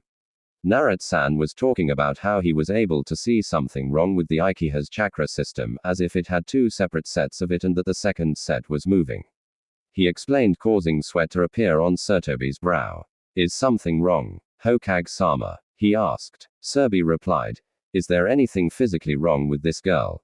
He asked. The doctor turned around to look at them as if they were just showing up. Hokage-sama, he began. The only things that seem to wrong with the woman in front of us is that she is literally as weak as a kitten until we give her some kind of nutrient. As such, she may need perhaps a month or 2, but she should be able to resume a life of a kinuichi soon, he explained, motioning to the girl's left. The only thing that seems to concern me greatly, though, is that she seems to have both a summoning tattoo of a sort that I have never seen, and that she has what looks like a broken seal on her neck, he said, motioning to the right side of her neck. Anything else? Serbi asked angrily. Other than those, Hokage-sama. The doctor sweated slightly. Whenever she has awoken, albeit a small number of times, he began. She has only done one thing, and that is to call for someone. Quit horsing around, Dr. Cat growled, inching unconsciously towards one of her swords. She's been calling for her Naruto every time she has even opened an eyelid. The doctor cowed frightfully, causing both Serbi and Aruka's eyebrows to rise. Aruka, where is Na? Serbi asked, looking outside the window before looking at the girl on the bed. You told me that he would be here. Hokage-sama, the doctor called for his attention. Young Usuzumaki-san, before you brought yourself and your compatriots here, left, or as he called it, get some air. But that was some time ago, and I think that something may have happened to him. He explained, motioning upwards to the roof. Sobi looked at his hands, seeing how old and tired they looked. Shoving any sad thoughts away, looked Aruka in the eyes. Aruka, you've been the only one to ever really find Na whenever he went missing. Find him, he growled. Hi. And with that, Aruka was gone. Cat, Serbi snapped. Get Mizuki back in cuffs. I want that bastard dealt with, and make sure that Uchiha Sasake is in a jail cell as well for collaboration. He growled out, causing a small snicker to appear from behind Th's mask. What is so funny, Cat? He asked. Hokage-sama. Cat laughed, holding her side slightly. I already have the both of them in a medical room covered by armed Ambu Black Ops. She replied happily. And Anko and Abiki are already there talking with the two of them, she said, making Serbi wonder if she had grown a sadistic streak lately. Who put the two of them under arrest though? He asked worriedly, looking back out the window. Well, she stammered. Uzumaki Naruto did. She began. When the fight was over, Naruto quickly asked me to put the two under citizen's arrest, backed with the charge of assault and collaboration to falsify documents. Usuzumaki-san felt that he had enough right to put them under care until you could be bothered with the terms of their arrest, she said, finally schooling her voice by the time that she said that last part. Oh. Good God, Saratobi groaned, looking around the room. Okay, get those two under official arrest with more of the same charges for the two of them. Make those Anbu take them to the Hokage Tower and stay with them. I want full seals on their asses if it comes to that. He growled, holding his head. I know I am going to regret this, he thought as he imagined the fight he would be having to go through soon. Those damn council members catered to that spoiled BR's every whim. Underground location. Several figures, most of them shrouded in some kind of cloth, stood in a circular room. 3 of them stood out, for they wore none of the cloaks. Resembling silk-wearing princes and princesses, Danzo, Homaru, and Kaharu all stood before a small task group of what Danzo had named many years ago as Root. Now, Hawk, Danzo began, looking out at the assembled crowd. Did my sleeper agent finish his mission as ordered? He asked, making a Red Clodu lookalike shudder slightly. No. Master Hawk began, his mask slightly scratched up more than usual. He did not get close enough to kill the Hokage, he explained. He is in fact laying in a hospital bed with ambuers. None of them are people, he said with a heavy voice. Did Sarutobi discover what I have done? Danzo asked, looking to the 2 tools that he continued to use to this day. As far as I could tell, Danzo-sama, Hawk continued. He has in fact been unmasked and is being taken care of by Andu. Like I said, the 3rd Hokage has the prototype mask with him. Danzo growled loudly before grabbing several of his men and forcefully banging their heads together before walking out of the office. I have a fox to subdue, he thought as he fingered his arm, objectively looking Homaru and Kaharu in the eye. Let's go. Unknown location. Na sighed as he breathed in more and more of the poison that they were trying to kill him with.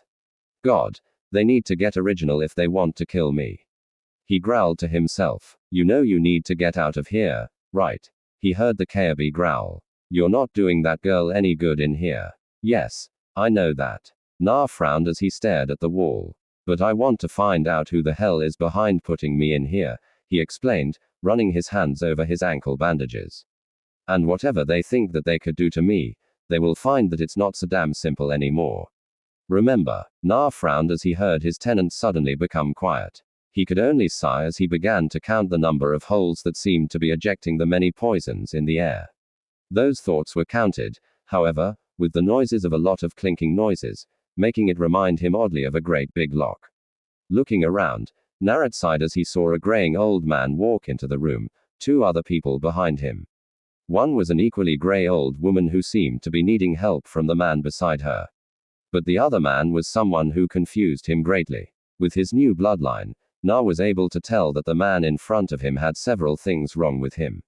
His entire right arm was encased in some weird kind of chakra, while his right eye made him wary as he felt the wrongness of it.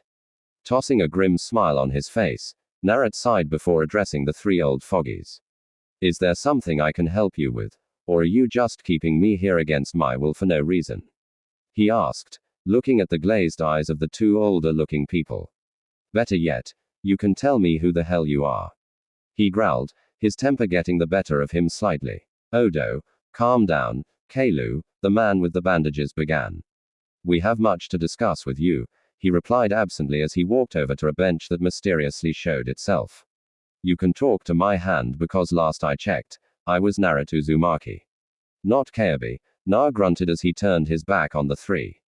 It was a mistake that Naruto would not soon forget. Swiftly, a barreling wind contacted with his back, causing him to fly face first into the nearest wall. Standing up slowly, Naruto looked back at the three only to see that the other two were down on the floor dead.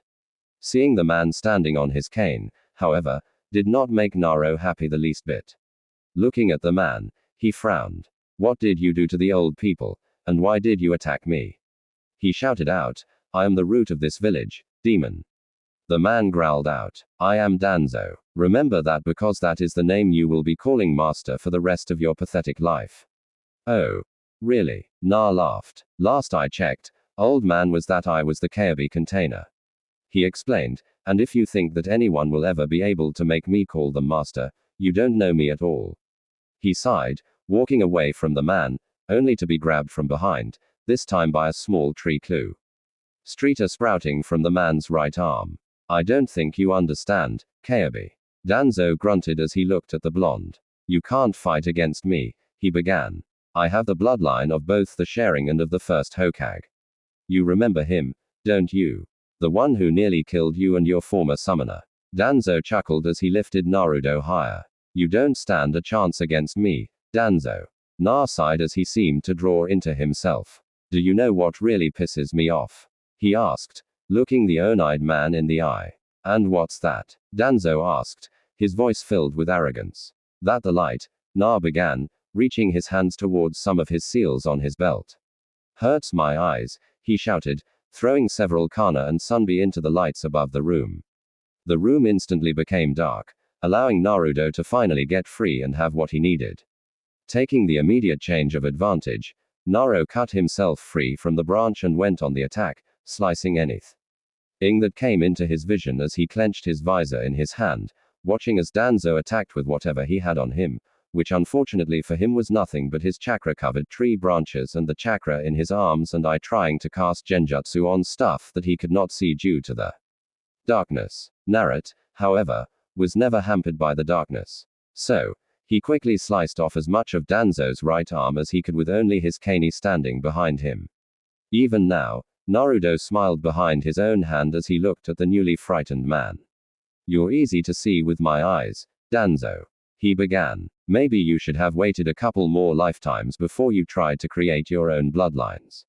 Na chuckled. Do you know what I could do to you right now, old man? He asked. Maybe you should be more worried about what I do to those people. I do believe the names were Chelsea and Dean. Danzo replied. It would be a shame if all because you did not join me and make this village the greatest nation in the entire world that those two would find themselves having an accident. He explained. Naruto heard this and promptly his control slipped ever so slightly. But whatever may have been going on, Danzo wasn't done. And maybe that cute little girl that seemed to pop out of the last Uchiha. Or maybe, just maybe, I make it so bad for you and that little ramen stand that you love so much that you would have no friends as it is. He growled out. Na was barely holding in his own anger. How dare he? He yelled out in his mind. Kill him. The Kalu bellowed. Make him pay for threatening our pack. She shouted. For once, Na and Kaebi were in agreement, slowly stalking over to the man. Na promptly slit Danzo's throat, causing blood to gush over the entire side of the wall.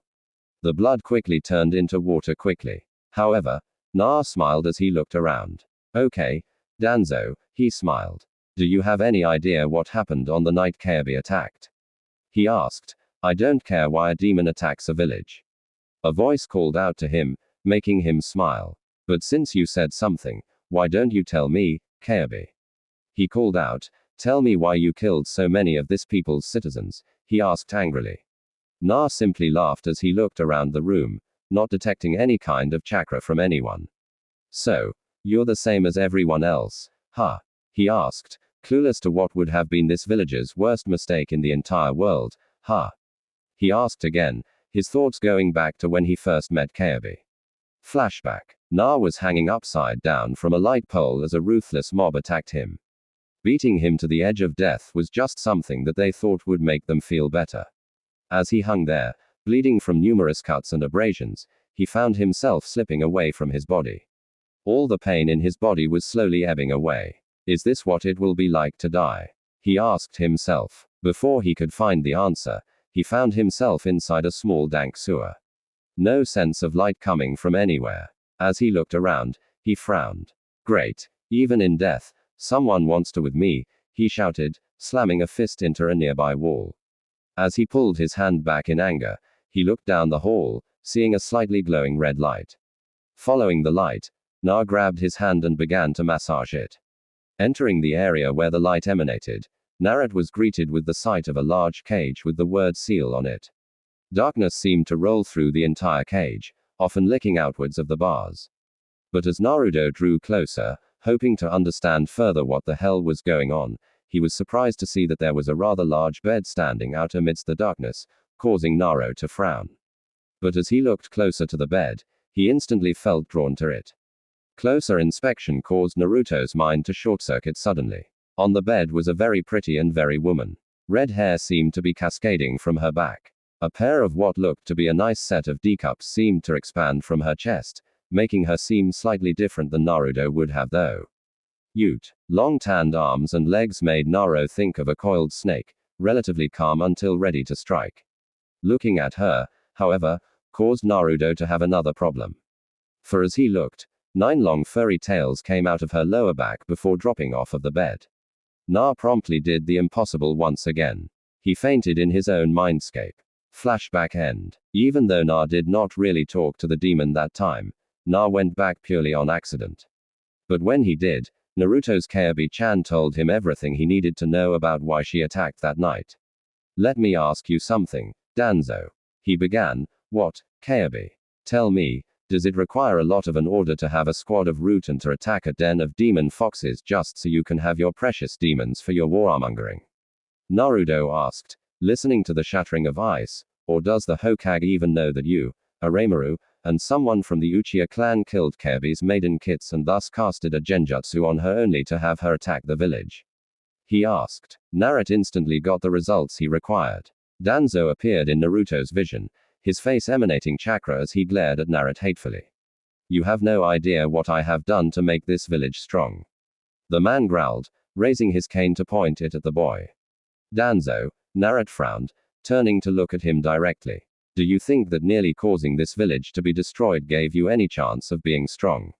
I mean, for sake, old man, nearly half of the shinobi of the village died during that attack.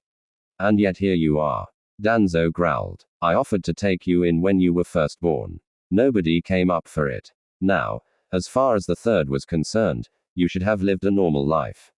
He shouted angrily as he looked around the dark room. I could care less about what you think, Danzo. Na growled, looking the man in the eyes. And as far as my living a normal life, Na laughed. You should be more worried, Danzo, about how the third Hokage is going to react when all of a sudden his 3 precious advisors are no more. He sighed. What do you think he would do if he knew you and those 2 morons were the ones responsible for Kayabi attacking? He asked. So, you remember who you are, huh? Danzo asked as he watched the blonde move. You remember how you always played with the lives of mortals, huh? Or how you killed anyone you wanted to? He growled angrily, his eye wide with anger. Na sighed as he watched the mon's other eye shining even through the bandages.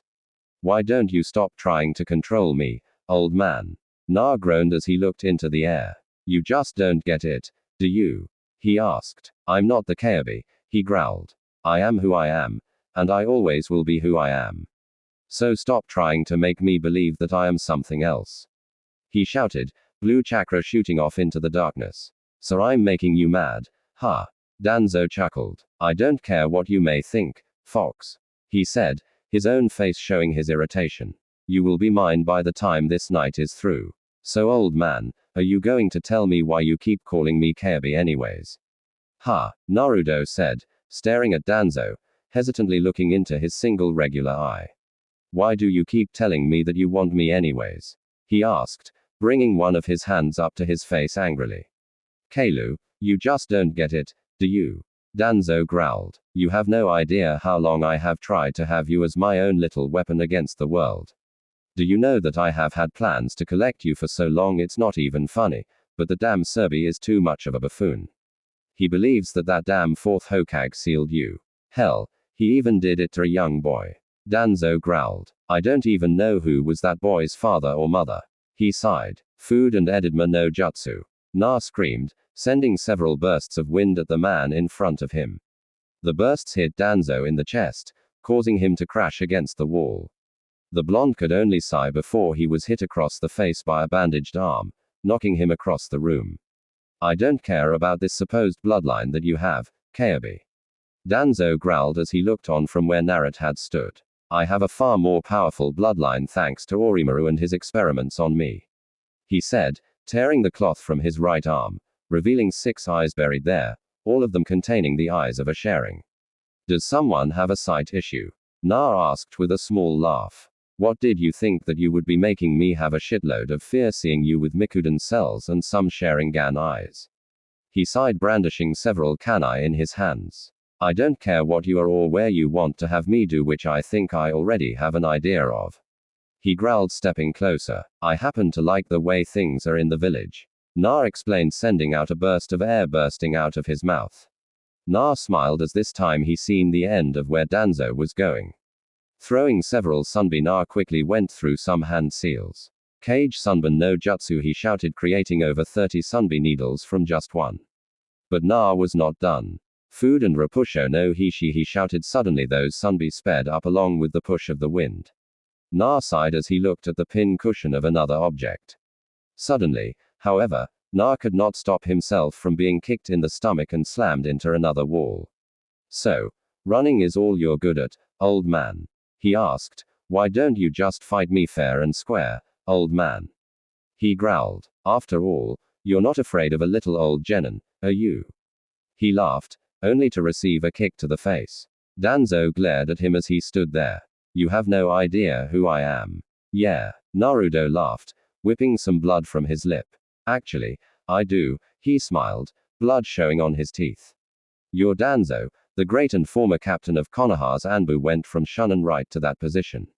Then, after the Yandai Hokage sacrificed himself, you quit the Anbu and became an advisor, leaving Ibuken to lead the Anbu, he explained, getting into a taijutsu stance. Your former skills constituted mainly some sorely lacking taijutsu supplemented by enjutsu and a very good level of genjutsu. Unfortunately, one thing though, Danzo. And what would that be, Kaebi? Danzo smirked. You hit like a girl. Unfortunately. Na smiled happily as Danzo suddenly became enraged and started to attack. Fists, legs, and heads were used in an all-out taijutsu fight, with Danzo quickly getting the upper hand. Due to his years of experience. This all you got? Na panted as he jumped back. Kaebi's chakra already at work healing him. Do you think you're fighting Serbi or something? Come on, old man. He shouted, lashing out as quick as he could, slamming Danzo into a wall. You said you wanted to suppress the Kaebi, right? He asked, getting into a different style, one that Danzo could not seem to read. You think that you can simply do that without sacrifice? He growled, using a chakra-empowered leap to slam into Danzo again, this time not even bothering to hit the old man in the chest. Several strikes caused Danzo to scream out in pain, but not before he was able to land a blow to the boy, only for the boy to pop out in a dust cloud. Ninja work in the dark. Remember, Na growled. I don't care what you think a shinobi is, Kaebi. Danzo shouted as he groaned in pain. But I know that this village has known peace for far too long. He growled. I will send this world into its own ways, making everyone begin the Fourth Great Shinobi War. He ranted. Did you get dropped on your head as a child, Danzo? Na asked, only to be caught once again by a strike to his chest. Okay. No more holding back. Na growled. Finally, Danzo sighed. Hoage's office. Saratobi sighed as he looked at the woman who had been brought in a wheelchair. Her normal black hair was colored different by fade or something else entirely. It hadn't been long since the girl had awoken, screaming about something or other happening.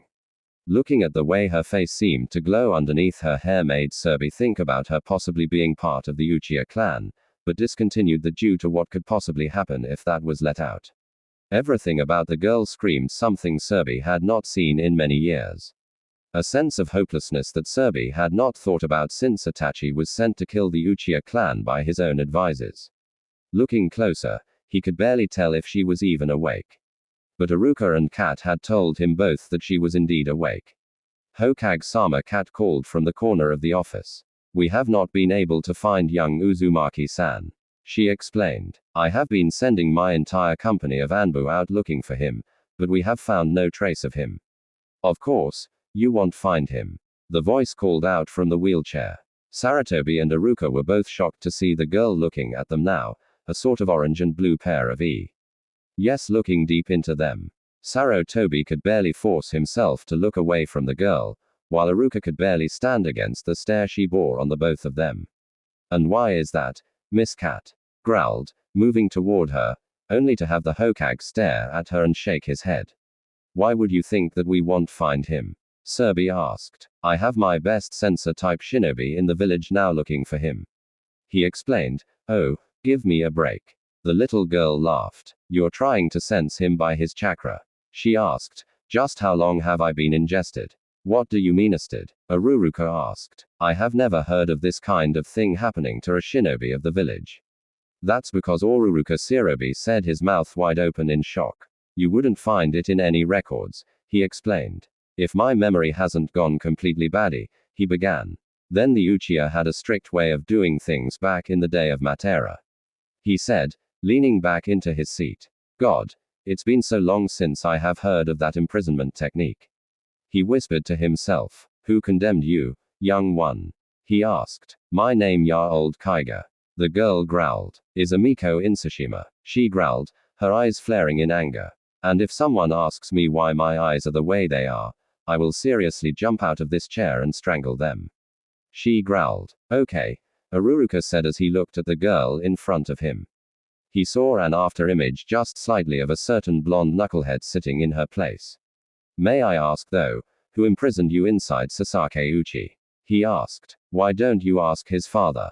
Amo growled. One day I'm training my off with my mutated eyes and the next thing I remember is a dark place and the urge to get the hell out. She explained, holding her fingers over her eyes. Mutated eyes? Kat asked, trying to understand the situation. That must have done something because instantly Amo was out of the wheelchair and on Kat's chest trying to reach the woman. NBU's throat. Sarutobi and Iruka too stunned to realize what had happened, and the doctor who had brought Amoiko in too shocked to see the woman move out of the chair without any warning. I told everyone that there's nothing wrong with them. Amo cried. But those, wouldn't believe me. She shrieked, giving up on strangling Kat and instead reaching to scratch her eyes through her own mask. Amo, Serbi shouted, causing Amo to look the old man in the eyes. What Sarutobi saw instantly made him fall back into his chair. Staring him in the eyes was a pair of black eyes with blue teardrops spinning around the center of each eye. Iruka was the next to see her eyes, and even he was amazed at the beauty of a pair of eyes that were supposed to be of a Morda Adley visage. What, may I ask, caused your eyes to be like this? I mean no offense, he said as he saw her ready to pounce on him this time. I am just confused. The last pair of sharing eyes I have seen came from Uchiha Itachi and Hitaki Kakashi, he explained, sitting on the couch near her. I don't know. One day I'm out with my brother Karui and the next I'm waking up with someone hovering over me trying to kill me while my brother lay with his eyes gouged out and dead less than 3 feet away. Amo groaned at the memory. Serbi was now feeling slightly irrational. Amo, were you able to see anything during your imprisonment? He asked. It may shed some light on things, he explained. The only thing I could remember during that time was waking up and seeing some things like Naruto struggling him trying not to get killed by the mobs. She sighed, playing with a lock of her hair. He was always so damn brave whenever someone looked at him, even though he was hurting. She sighed. Himiko Cad asked, I'm sorry, but did you say Naruto-kun? She asked happily. That's not a fair question, Cat. Leave her beyond it. Serbi growled, looking at the way Aiko blushed at the mention of but we are getting off topic here. He said with a smile, why do you think that we won't be able to find He asked. Because if someone wants to find someone, they need to look underneath the underneath. She began, when I was little, me and my brother Karawi would always go hiding in some tunnels that were near the Uchiha district. Hidden, I think, by a statue for Kali, a great god of life and death, I think, was her name. She smiled faintly. Thank you for that information, Amoiko Sanuka said, nodding toward Kat before the Andu disappeared. I don't even think you know how much you helped us. I'm not helping you, Amoiko said snidely. I'm helping my Narkin, she explained as Sarobi looked at her. He's the only reason I was able to break free. Sarutobi had to fight back the smile as he watched the little girl waver and sit down. Get this lovely lady some food. He smiled. I would love to have another talk with you if that is all right, Amiko. He smiled. Only if I get to sit in Narad Khan's lap. She blushed. He saved me. Serbi smiled as he nodded. Nah could only growl in pain as he saw Danzo coming toward him. You disappoint me, Kayabi. The old man growled. Not once have I felt your chakra come out. You're still trying to deny who you are. He laughed. I still can't believe it. The blonde could only frown as he tried to get up. It hadn't taken Danzo long to whip his. Even with the ways that had improved, no matter what he did, he was always one step behind the old man. I guess this is what experience can get you, he thought as he felt his legs coming back to him. Screw experience, he said as Danzo towered over him, taking some of the Kayabi's own chakra. Encased a foot in chakra before sending said foot upwards right into Danzo's crotch. The resulting shriek must have caused some kind of ruckus because as soon as removed his foot, Danzo was on the ground holding his crotch. Wow, and this time you didn't get away from it, he whispered. Then he noticed Danzo's arm. I guess the number of eyes you have opened means the amount of times you can use whatever technique you've been using, huh? He asked husky as he felt more of his own chakra ebb away. Looking around for the exit, he frowned. Now, old geezer.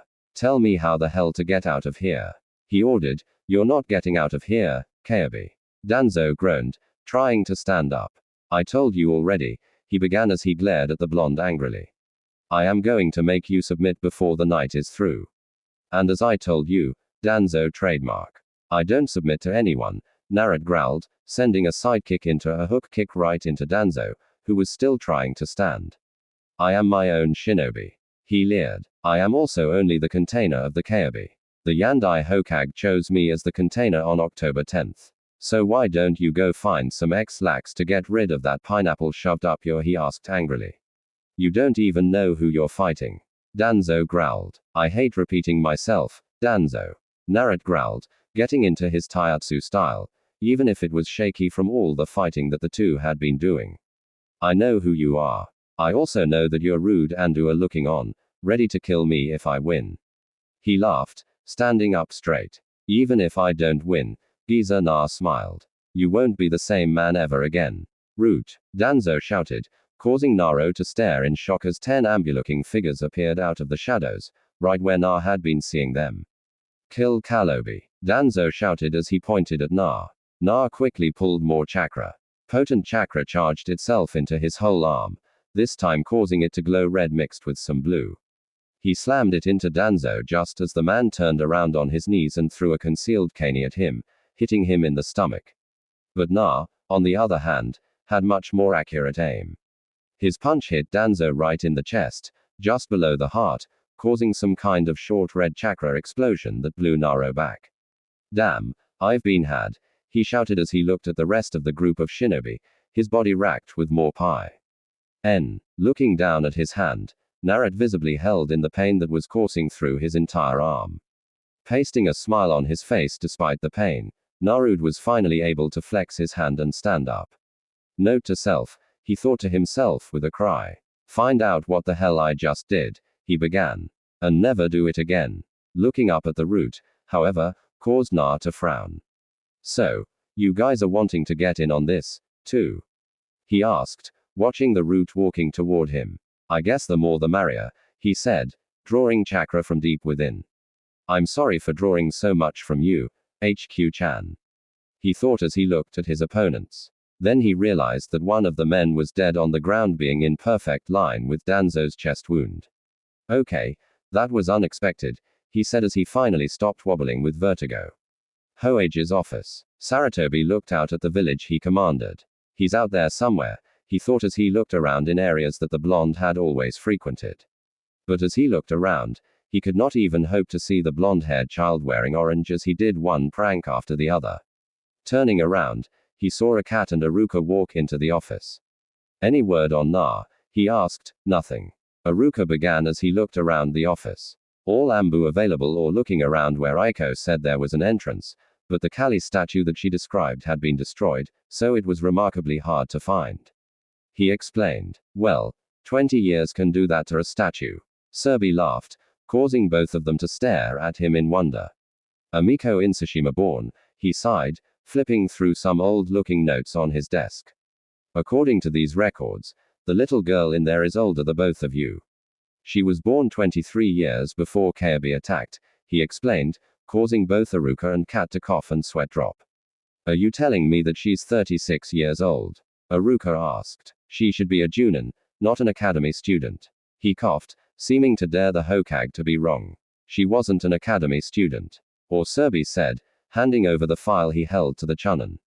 Before she was ingested by the elders of the Uchiha for being a troublemaker and a loose cannon, Moiko was on her way to Junin rank. And the only thing that stopped her from taking Itachi's place is that she did not have his sharing. He explained, but Hokage-sama, how is she a loose cannon? Or coughed, causing Kat to look at him. Hokage-sama. Kat interrupted. I have a question, she said as she took up another closer stance nearer to the Hokage. Was her nickname Blue Fire by chance? She asked. These files that I have don't say anything about a nickname. Sarutobi smiled, but it still says that one of her own saving graces was being able to command fire on a level so much so that she didn't need to use her lungs. He smiled inwardly, chuckling at the expression of surprise on Aruka's face as he looked through the old files. A new face caused Sarutobi to worry, however. What's wrong? He asked. Hokage-sama said worriedly. This girl, as you call her, he paused to gulp. As an entirely different girl than you might think, he explained. You didn't read far enough, he said, holding up the last bit of the file. Picking the file up, Serbi carefully leafed through the rest of it. Turning to one part caused him to laugh heartedly. Oh, Fugaku, I wish I could kill you again and again for an eternity. He whispered as he went over to his desk. What is it? Hokage-sama Kat asked, looking between the two. Amiko Yuga is able to pull water out of the air. Something that takes an extremely high level of concentration. Aruruka explained, making a no gesture while shaking his head the same way. I should know. Kat humped. I'm still trying to get to that point. Kat. Aruka. Serbi groaned under his breath. This goes no farther than this room. Understand? He asked, getting respected nods from the rest of the room. Before anything else could be said about anything really, the entire building began to shake angrily, causing everyone to fall to the floor. Saratobi surprisingly was the first one to make it back up to his feet. However, as he stared out of his windows, he looked on as near the edge of Training Ground 44, several older buildings were now collapsing. That didn't worry him, however. What worried him was the loud howling coming from the area and the large amount of chakra coming from the area. He could barely make out any kind of signature, but he could see the slight tinge of red coming from whatever was happening underground. Aruka, let's go, he said, turning around and wobbling over to his desk.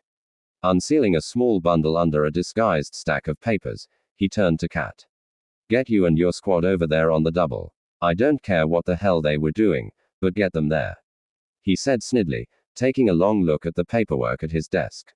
Sir Toby, why do you do this to me, nah? He thought as he ran out of his office shakily. I just hope you're okay, he thought as he felt the shaking going everywhere. Leaving a note that he was not to be disturbed to a cowardly hiding secretary, Serby took off to training ground 44, also fondly known as the Forest of Death. Forest of Death, Anko. As Anko sat in a tree eating a stick of dango, she remembered what had happened to her the last time she had been able to go exploring in the forest. I don't even know what the hell those things were talking about, she growled to herself, sipping some of her water from her pouch. Sometimes I don't even understand people, let alone talking animals. She sighed as she got up, only to feel a massive earthquake hit under her, causing her to nearly fall.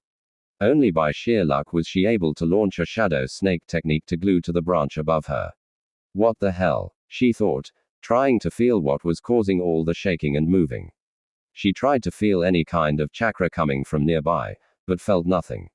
But as she pulled back as much of her senses, she felt drained more than usual, but immediately regretted trying to use an unaccessed ability when suddenly the entire area of where she was, it was blanketed in chakra. A loud howl could be heard throughout the entire forest. A low keening howl that made Anko think of a wounded animal that would sooner cut off its own foot than accept help. But as she was about to turn away from her surprised reaction of running toward the howl, she was nearly knocked on her as more chakra pounded through the area. Anko simply took a steadying breath before chasing the center of the chakra.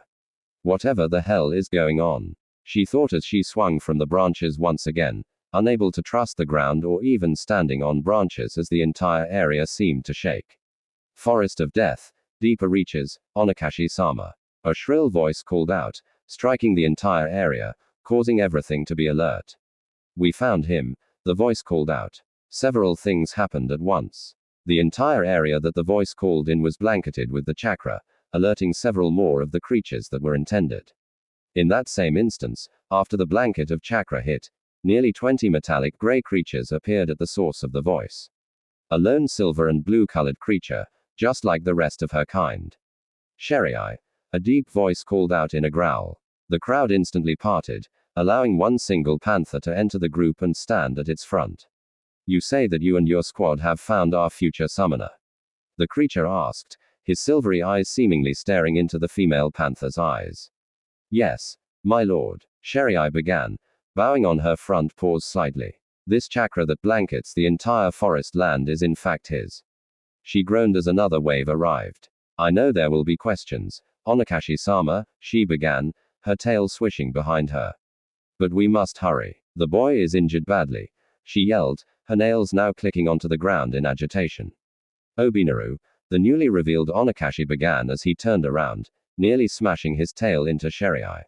Yes, my lord, a voice called up from the tree. Get down here and guard the tribe while me and a team go find this boy, Sherry-eye speaks of. Onashi ordered. Hi, the voice shouted. And with a simple motion, a squad of 10 war panthers, including Sherry-eye and Anakashi, disappeared in an instant. Forest of Death, Serby. Serby's eyes could not lower as he looked at what was happening in the area. There weren't any people living anywhere near the forest, so Saratobi did not need to bring more than usual shinobi. But as he looked into a crater that looked more than a mile long and a good 3,000 feet wide, Serby could only whistle. What could have done this? He asked. Maybe Hokage-sama. A new voice called out behind the three, causing Serby and Aruka to look behind them, only to see Chelsea and Dean looking at the area in wonder. You should not ask what Pache. Chelsea sighed as she looked at several burn marks. It is perhaps a who could have done this instead, she said, noticing several of the burn marks and the way they were made. And Na did not do very much of this damage, she explained. How do you know this? Serby asked quietly as he surveyed more of the damage. Well, for one thing, does Naruto have a hive of Kikai insects under his skin? Dishin asked as he picked up some flecks with a pair of tweezers. Motioning for Aruka to come closer, he showed him his findings. A small patch of what looked like a small beetle-like insect. This isn't a Kikai insect, Aruka said in an odd tone, but it is an Abaram clan insect. And these burn marks on these buildings. Chelsea interrupted, motioning to several of the outlying buildings. They're Phoenix Fire Kaiden Jutsu marks, she explained. Hokage-sama Cat asked, looking towards some of the ground. All of the ground here, she began after she saw the look of concern on his face. It's been caved in around whoever did this. He explained. No. Chelsea cried from behind them before she seemed to appear in front of them. My Narut, would not die, she shouted, clenching her fist. Shadow clone jutsu, she cried out. Suddenly, the entire nearby area was swarming with Chelsea's clones. Saratobe nearly dropped his hat as he witnessed something he thought he would never see again. Chelsea getting serious about something. He knew the woman to always hold back in what she was doing. Now, as she looked for Na, Sarobi smiled as he finally saw who the woman really was. Enlightening, isn't it? Hokage-sama. Dishon smiled from next to him. Aruruka cat, help her search please. Serbi ordered, watching the two disappear. Where are those Anbu? He thought to think. Dan said, scratching an arm absently. That blonde idiot you sent us all those months ago could do this to the both of us. He said as a blush came up from his neck. Hokage-sama, did you send Naruto to us on purpose? He asked. I didn't send him to you at all. Serbi smiled happily. Crane and Shark brought him to you. I only followed their suggestion. He explained, walking forward. Sudden noises from the side of them caused Serbi to leap back and Frieden to stand forward. A weird sword appearing out of nowhere. Serbi could barely think about what was going on when he saw a black metal-like sword with a large hilt and a long blade. Naruto's design, Dishon explained as he looked at the source of the noise. A few seconds later, the sword hit the ground. Chelsea, the man shouted, causing Serbi to forget about the sword momentarily to look up. Serbi did in fact drop his hat. Now there, standing amongst the rubble and gravel of the crater, appeared Na. He was holding his right arm painfully, seeming to be barely able to stand up, which made Serbi wonder who could have done this to the blonde. But as he looked closer, he could see that Naruto was bleeding, and he was bleeding badly. A large piece of rock seemed embedded in his right shoulder as he looked at the older shinobi around the clearing. Chelsea appeared in front of everyone and instantly began to cry excessively as she looked at someone she considered a son. He was badly beaten, barely conscious, and looked like he had been through hell. But as she walked closer to him, she saw that his visor was damaged, possibly beyond repair. But the blonde was closing his eyes against the noontime sun. Na immediately collapsed on hearing his surrogate mother's voice crumbling to the ground as he fell face first. Get him to the hospital now. Serbi shouted as he ran to the boy and gave him a once-over. Chelsea and Aruka were gone in an instant. But as they left, Sarobi turned around to survey the damage.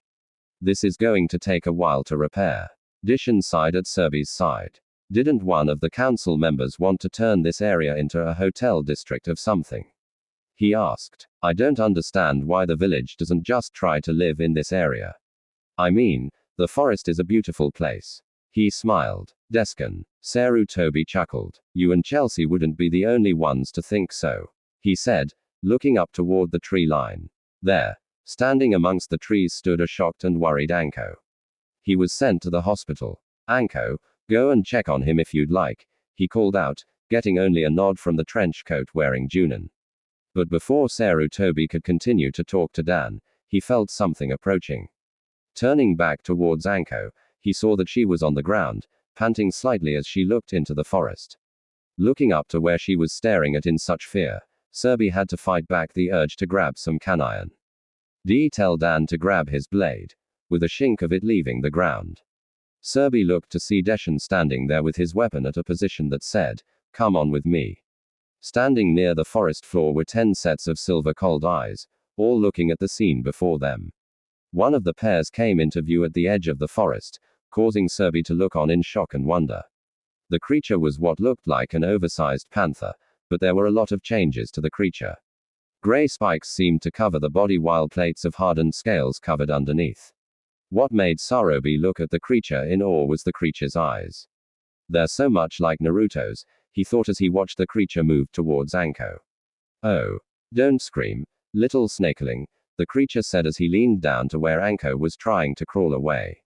My tribe may have embarrassed you many moons ago, it said, its tail swishing as it spoke. But I assure you, they did not mean to. They meant to only guard our territory. Excuse me, Sarobi began as he walked closer. You can talk? He asked. What was that, sir? The creature asked as he looked at the Hokage. Oh. I'm sorry, Hokage Dono, the creature said, its scales and spikes turning color from gray to a light blue.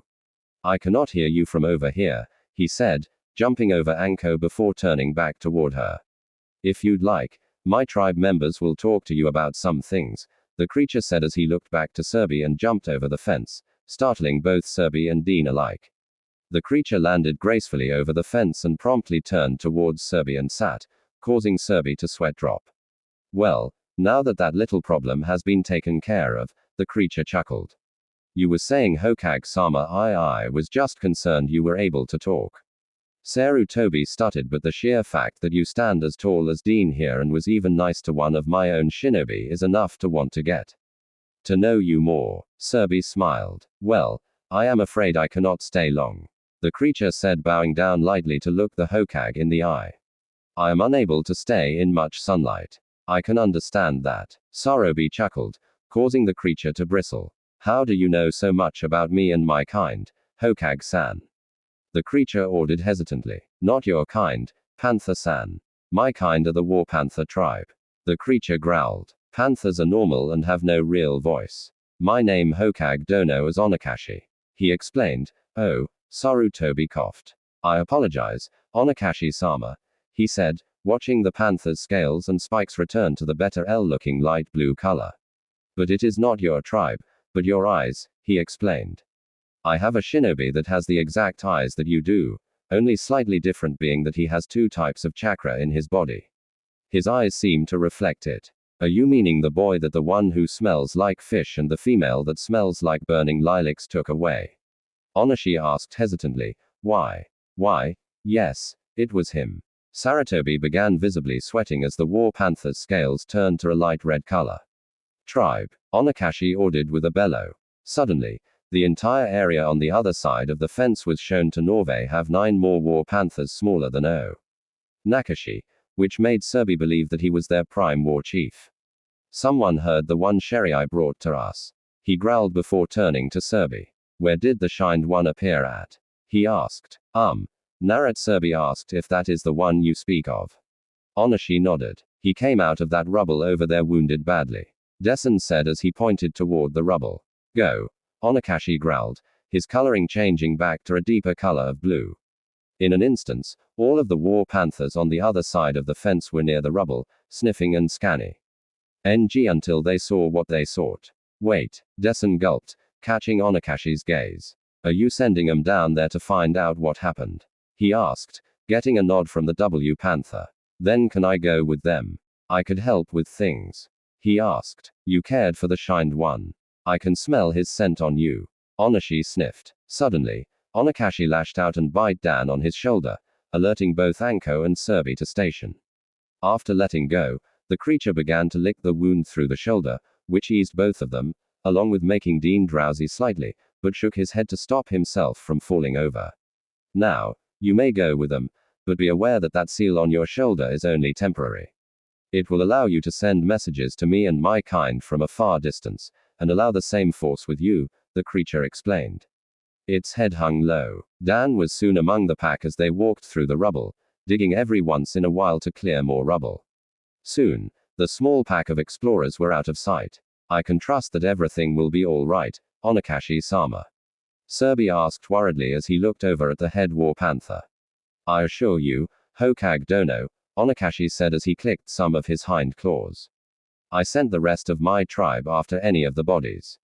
No one is supposed to attack a summoning tribe summoner before he can recreate the summoning scroll, he explained. But Narat has never known the summoning technique, let alone anything that goes along with it. Serby frowned. Not yet he hasn't, Onakashi began. But Narat Uzumaki has been destined to become the summoner of the War Panther and its tribes. He explained, his grandfather forgave the Panther tribes many years ago, asking that the Panthers and all of its tribes become the personal summons of the Uzumaki clan. Onashi explained as he looked at Sarutobi.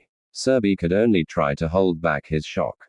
But you know who Narat Uzumaki's parents are, right? He asked. I thought that there was only the last Uzumaki and that was Kusha Uzumaki. He asked. Narat Uzumaki, whether he is surnamed as Uzumaki Namikaze Narat, is still the heir to the Panther tribes. Onashi growled, his scales and spikes brightening. I don't even think you could deny him signing the contract. Hokage-sama. He explained, I have no plan to ever deny him anything. Onashi-sama. Serbi smiled. Suddenly, however, Onakashi started gnawing on his rear paw. Something the matter. I think the entire problem with not being in the forest of death is the fact of being subject to creatures that are very me. Nor in size compared to yourself. Onashi said with a smile. Saratobi chuckled before absently patting the panther on the shoulder. How would you like a chance to go to my office? I will have first word on Naruto's condition, and as soon as we get there you could rest your eyes away from the light of day. He explained, I can even have some beef shank brought up for you. That would be good, Onakashi said, licking his lips before the two walked off. Hospital. Aruruka and Chelsea could be seen pacing the waiting room, both of them flanking each of the entrances. Neither were happy. When the two had brought Na into the, nobody was even able to pay attention to them, scattering about acting like they were busy. One of the nurses, however, was just standing there. Get me some help, Aruka had shouted, holding Naruto in his arms. We have a massive injury to relief shinobi. So get your over here and help. He ordered. We don't accept orders from you here, demon lover. The nurse had growled, looking Aruka in the face, not even bothering to look at the wounds of the blonde. If you want that boy healed, take him to the vet clinic. I am sure they'll take care of him. That statement, however, did not sit well. In an instant, the nurse in front of them was introduced to an angry Chelsea, slamming her fist into the woman's gut. You are supposed to heal anyone coming into the hospital. You disgusting wretch, she growled. If you have a problem with the way your village's rules are, then you and your precious family should leave the village. She shouted. That was something, however, that caught many of the doctor's attention. As one particular doctor came closer, you could hear the man cursing as he looked at Na.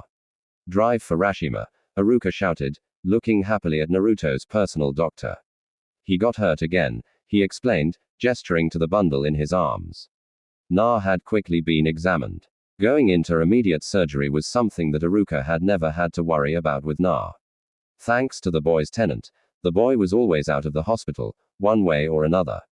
But now, as he and Chelsea waited, he could only hope that whatever had happened to the boy wasn't something that would keep him down for long. A sudden cough caused the two to stop their pacing and look to the doors to the operating room. There stood Naruto's doctor once again, a shaft of metal in his hands. Ruka-san, he called out. I wanted to report immediately on the operation that we had to put the boy in. What happened? Chelsea asked, catching the doctor by surprise until he got a nod from Aruka. Well, whatever happened with Na caused him to use a lot of chakra. And when I say a lot, I mean levels beyond cage level. He's hurting from chakra poisoning due to his issue. And his right arm was severely damaged when you brought him here. The doctor explained, he had multiple burns, lacerations, among others. His right shoulder had been broken and dislocated when it healed quickly. He had dislocated fingers in each of his hands, and I swear if he would have walked any further under whatever weight he was going under, he would have broken kneecaps. But what is the deal with the pole in your hands, doctor? Chelsea asked, looking at the item the doctor had been toying with. We pulled this from Naruto's left shoulder. We actually had to put a silencing seal on the operating room with all the screaming he was doing. I swear with the way the kid was acting, he actually felt he was going to die. The doctor sighed. Is he going to be okay? Chelsea asked, her eyes widening as they teared up badly. I think with time, the doctor sighed. About maybe 2 months, give or take. He should be back up and running for missions again. He said, smiling as he patted Aruka on the shoulder. You trained the boy well, Aruka. Doctor began with a blush. I didn't train him, he said. Chelsea-sama and her husband taught him. He explained, pointing to Chelsea as she gawked at the instructor. Well, Chelsea-sama, the doctor exclaimed as he turned toward her once again. I must commend you. Why? She asked. Someone I trained and loved like a son almost died. If you had not taught him as much as you did about restricting foreign chakra, among other things, the doctor explained, slowly laying a hand on her shoulder, he would not have been able to fight the pain and the exhaustion to get to where he was found. He said snidely. If you ever had a doubt about that boy's abilities or your training, Chelsea-sama, he snickered. I would think that the rest of the academy would benefit from such training. He explained as she looked at him dumbfoundedly. Chelsea-sama began as he watched Chelsea blush again. I must report to the Hokage, he explained before giving her a nod. I don't know when he'll be able to have visitors, Chelsea-sama, he began, but I do believe he would like you to be here when you wake up. I would agree with that, Aruka. The doctor explained when he was conscious. He was asking where his can was and something about traitorous bastardized talking tree huggers. So, I think Aruka needs to give that info to the Hokage. With a nod, Chelsea sat down in the waiting room while Aruka used a shunshin and disappeared. Naruto, she whispered, what happened to you, my son? She asked as she sat down in a chair to wait for the chance to see her adopted son. Saratobi had dimmed the lights in the office and gave the giant cat Onakashi a shank that he had promised him. But as he looked at the way the cat was at ease, he could only imagine what the plane the war panthers had come from.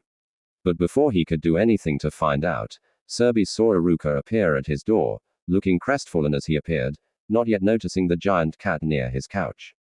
Hokage-sama started, but as he looked to the right and saw Onakashi for the first time. Excuse me, Hokage-sama, he asked, watching the creature breathing at the side of the couch. Aruka, meet Onashi of the War Panther summons. Sarutoi smiled, gestured to the big cat as the panther stood up from his impromptu nap. Onakashi-sama, this is Aruka, Chunin instructor at Konohas Academy. He said, watching how Aruka acted around the big cat. Ah. Aruka-san. Onashi purred as he looked at the Chunin. I hear you have trained great shinobi. He said, his lips churning in a snarl-like manner. What do you mean, Onakashi-sama? Or said as he looked around. I have only trained several classes and have not felt the real idea of a great shinobi until recently. He sighed and only then there was only Sasaki and Na who stood out. Oh. I wouldn't worry about the Uchiha or Uruka. Serbi laughed as he looked around. As soon as I am sure that Naruto is okay and I have some idea of what really happened with him, I am having the Uchiha put into protective custody, he said, looking on in the eyes. I have discovered that someone used Sasaki as a prison of sorts and that the prison was forcefully ripped away from him and he has yet to recover. That was 3 days ago. He explained. Wait a minute. Hokage-sama said quietly. Are you saying that since the ingested prisoner was ripped away that Sasaki can't be a shinobi? He asked. Sasuke's chakra was never his own. Serbi growled. He had levels of chakra that rivaled a Tunin, he explained. And now that Amiko has removed herself, he hasn't got the chakra coils to even manage a hench. I will not have the last male still loyal to Kona because he couldn't manage to finish a single fight. Hi. Uruka said as he looked around the room. I just wish there was a way to give him something. Oh. Hell be taken care of if I have any way of it. Serbi chuckled as he looked at the Tunin.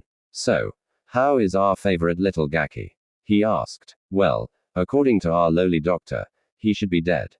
Aruka frowned, ignoring the shocked looks of Serbi and the look of amazement on Onakashi. Fractures, lacerations, broken bones. The chakra coils on his right arm are damaged so bad he shouldn't be able to use any more jutsu. But somehow things are repairing him as usual. The doctor said that he should be back and annoying everyone in no time.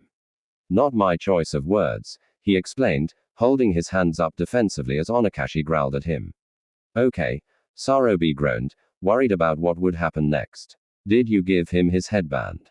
He asked. I left that bundle by his table in his room, so he should find it when he wakes up. Aruka sighed. Chelsea is in the waiting room right now waiting on him. He smiled. I just hope we can get some answers. Hokage-sama. Onakashi began, drawing everyone's attention towards him. But as they looked at him, they saw how his skin changed colors again, this time to replicated blue with a ting of green. I have received word from my tribesmen and the man who smells like a forge. He explained, they have found many bodies deep below us. Many were killed by wind jutsu from the look of them, and they were not just the great breakthrough, he whispered. And also the blacksmith says that Naruto's kanai and shuriken are there which are being picked up to cancel any thoughts of blaming the boy. But there are many blast areas from Sunburn detonation. Sanburn detonation asked looking at the Hokage. No, Sunburn has ever had explosive notes on him before, he replied. Serbi could only chuckle, pulling out a small package from under his desk. He smiled as he pulled out a long Sunburn needle. Here a while back, Naruto gave me a package. He began examining the Sunburn. In it, I found these little guys in seals along with other weapons. All of them were forged by Naruto. Yuruka, take a look. He smiled, handing Aruka the needle. Aruka could only gasp as he looked at the needle. All along the needle were different seals. One of them, actually, to Ruka's knowledge, the only one that he could recognize, a high-yield explosive note emblazed on the needle's edge. Hokage-sama, he gulped, looking at the cooling emotion on the panther's skin. Is it all right for Na to have these? He asked. I mean, all that damage that was caused from the looks of just this needle could have been caused by Na, he shouted. Yuruka, calm yourself. Surby began. Naruto, for one, has immense chakra reserves. And thanks to him being expelled from the academy and actually being taught, unlike what was happening at the academy, except for when you were able to actually train him, he is able to use them. He explained, not only that, but I made him promise not to use these unless they're enemy shinobi and never on a ceiling. If Na would have used them on the ceiling, he would have been breaking his promise to me, and you know how he is about that. Saratobi chuckled as he remembered Naruto glaring at him when he made him make that promise. Hi, Hokage-sama. Now, as it is, Onakashi-sama and his tribe of summons are a part of the Uzumaki birthright. Sarutobi began, I don't know all the details, but apparently before Koza Uzumaki was born, her grandfather was able to save the War Panther tribe from obliteration or something to that matter, hate. Now, however, the tribe needs Naruto's help.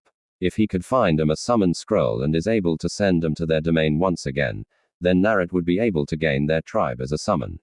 Not only as Hokage Dono, Onakashi began, we also are a part of the Panther and War Cat tribes. So, in other words, Naruto would be able to summon a lot of cats with our summon scroll, he explained, causing both Aruka and Surby's mouths to hang open.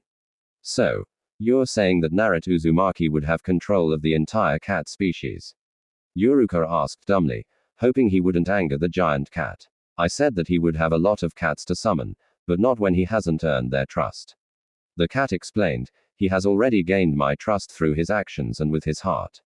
The cat began, even as he was passing out, at that rubble site, I could see in his posture that he did not like having to do what he did.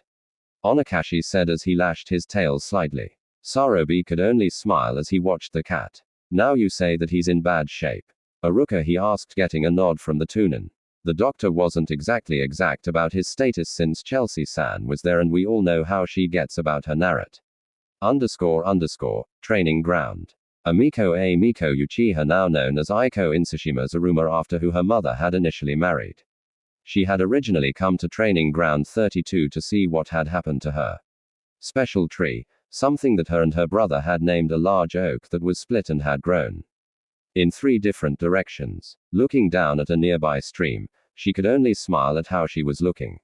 She had foregone the typical battle kimono, which anyone would have expected of a kinuichi, to wearing something a little bit more different. She was wearing a black and purple battle kimono, but wore a red skin-tight jumpsuit under it. Kanai holster strapped against her stomach with a small ninja toe strapped to the side of her back with a shuriken holster strapped to her left thigh. She didn't even bother wearing sandals, going with a pair of light blue combat boots with hidden daggers on the toes. Smirking, she looked back to the tree. What would you think of this, brother dear? She thought as she fidgeted with her caney pouch. As if by accident, Amoiko seemed to picture her brother's face fading away into the tree. A lone tear slid down her face, not even realizing what was happening. Surby's office. The office was, needless to say, stock still as Surby frowned. Okay, he sighed. Well, give Sasaki another week to prepare himself. Hopefully, he can regrow his chakra coils and be able to do the job of a shinobi. He explained, looking at Aruka. Well, Onakashi began as he looked from Surby to Aruka. If we have concluded the talks about Na, I will take my leave. He said softly, his back spines popping as he raised himself up, shaking slightly. When the boy recovers, please tell him that I wish to talk to him in the forest. He said humorously. I can't wait to meet him. Hi, Sarobi frowned, watching the big cat seem to fade out of the office. If Na learns how to do that, he thought the entire village would be in trouble. He chuckled. Aruka, get Sasaki in here, he ordered. I think it would be time for him to learn of his fate. He explained as the Chana nodded and walked out of the office. Uchiha residence. Sasaki walked around the Uchiha grounds outside of his house, his back in pain as he walked.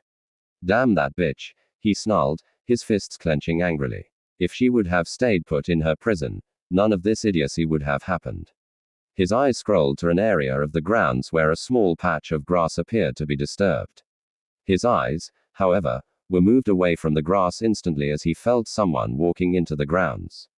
Turning toward the errant intruder, expecting it to be Danzo again, coming to beg him to join his group en route so he could become stronger. But to his surprise, it was Iruka, that stupid, boring Chunin instructor from the academy who had told him that he would never be able to become a ninja. Now what with most of his chakra and capabilities gone? What can I do for you? Chunin-san, he snarled out angrily, his teeth mashing together. For Iruka, however, this was something he didn't want to do. He knew that Serbi had asked him to do this, and that it was something required of him, but he did not want someone to be able to bring hope to someone who physically could not be anything but a civilian. So the idea of him giving the boy hope just to satisfy some old people on the council who can't get over themselves, it was truly disgusting. The Hokage wishes to speak with you, Uchiha-san was all Iruka got in return as Sasaki began a rather slow walk down the road toward the Hokage's office. Iruka was barely able to keep his eyes from rolling into the back of his head as he proceeded to follow the boy. But as he followed the boy, he was greeted with glares and severely angry looks from villagers and some shinobi alike. Turning to one of the newer genin, he frowned as the Kinwichi in question, wearing a pale green battle kimono, seemed to reach behind her back for what must have been her caney pouch. Watch what you're doing, genin. He snarled. Now, why is everyone glaring at me? He ordered. I don't have to answer a damn word you have to say, demon lover, she shouted, her light red hair falling across her eye. You should just go and die with your demon instead of killing Uchiha-sama. She snarled. Her snarling was stopped, however, when Iruka's hand was brought across her face. You're a disgrace if you even say something like that to me. He growled back at her before throwing her over his shoulder. Maybe a nice chat with the Hokage will cause me to get some answers. Put me down, she shouted, pounding his back as he once again proceeded to follow Sasuke once again. I swear if the Hokage sees me like this, my mother and father will be very pissed off, she threatened. I don't care about your precious mommy and daddy, little girl. All growled. You're an adult as soon as you put on that headband. He explained, your mommy and daddy can't do, to me. Needless to say, the girl was suddenly quiet, making Iruka glad that that was a rule buried below all of the other laws. But even as he walked, the glares continued rooftops. Mizuki was silently happy as can be. And as he watched Iruka and Sasaki walking down the street, he had to stop himself from laughing as he watched the interaction between Iruka and the little genin. He won't get anything from her, not with her fear of her parents being killed, he thought as he watched Iruka walk away. The Kinuichi thrown over his back. He remembered talking with the villagers last night. Flashback. Mizuki stood before a small group of villagers in front of a large bonfire near the crater of the explosions. Look what that old fool has done to us. He shouted, gesturing to the destruction. He has allowed the demon to think it is one of us for the last time, he shouted, causing some of the villagers to pale. Not only has the demon caused this destruction, but he has caused the deaths of the Hokage's own advisors, he shouted. I have seen the demon do this, he shouted angrily, causing several of the villagers to become angrier. But do you know what the Hokage is planning to do to the demon? He asked, looking at the tower. He plans to make him one of our shinobi, he yelled, causing the crowd to become angrier. I don't think so, someone shouted. I would rather die than have that thing to be near my daughter. A woman called out. I say we kill the damn thing.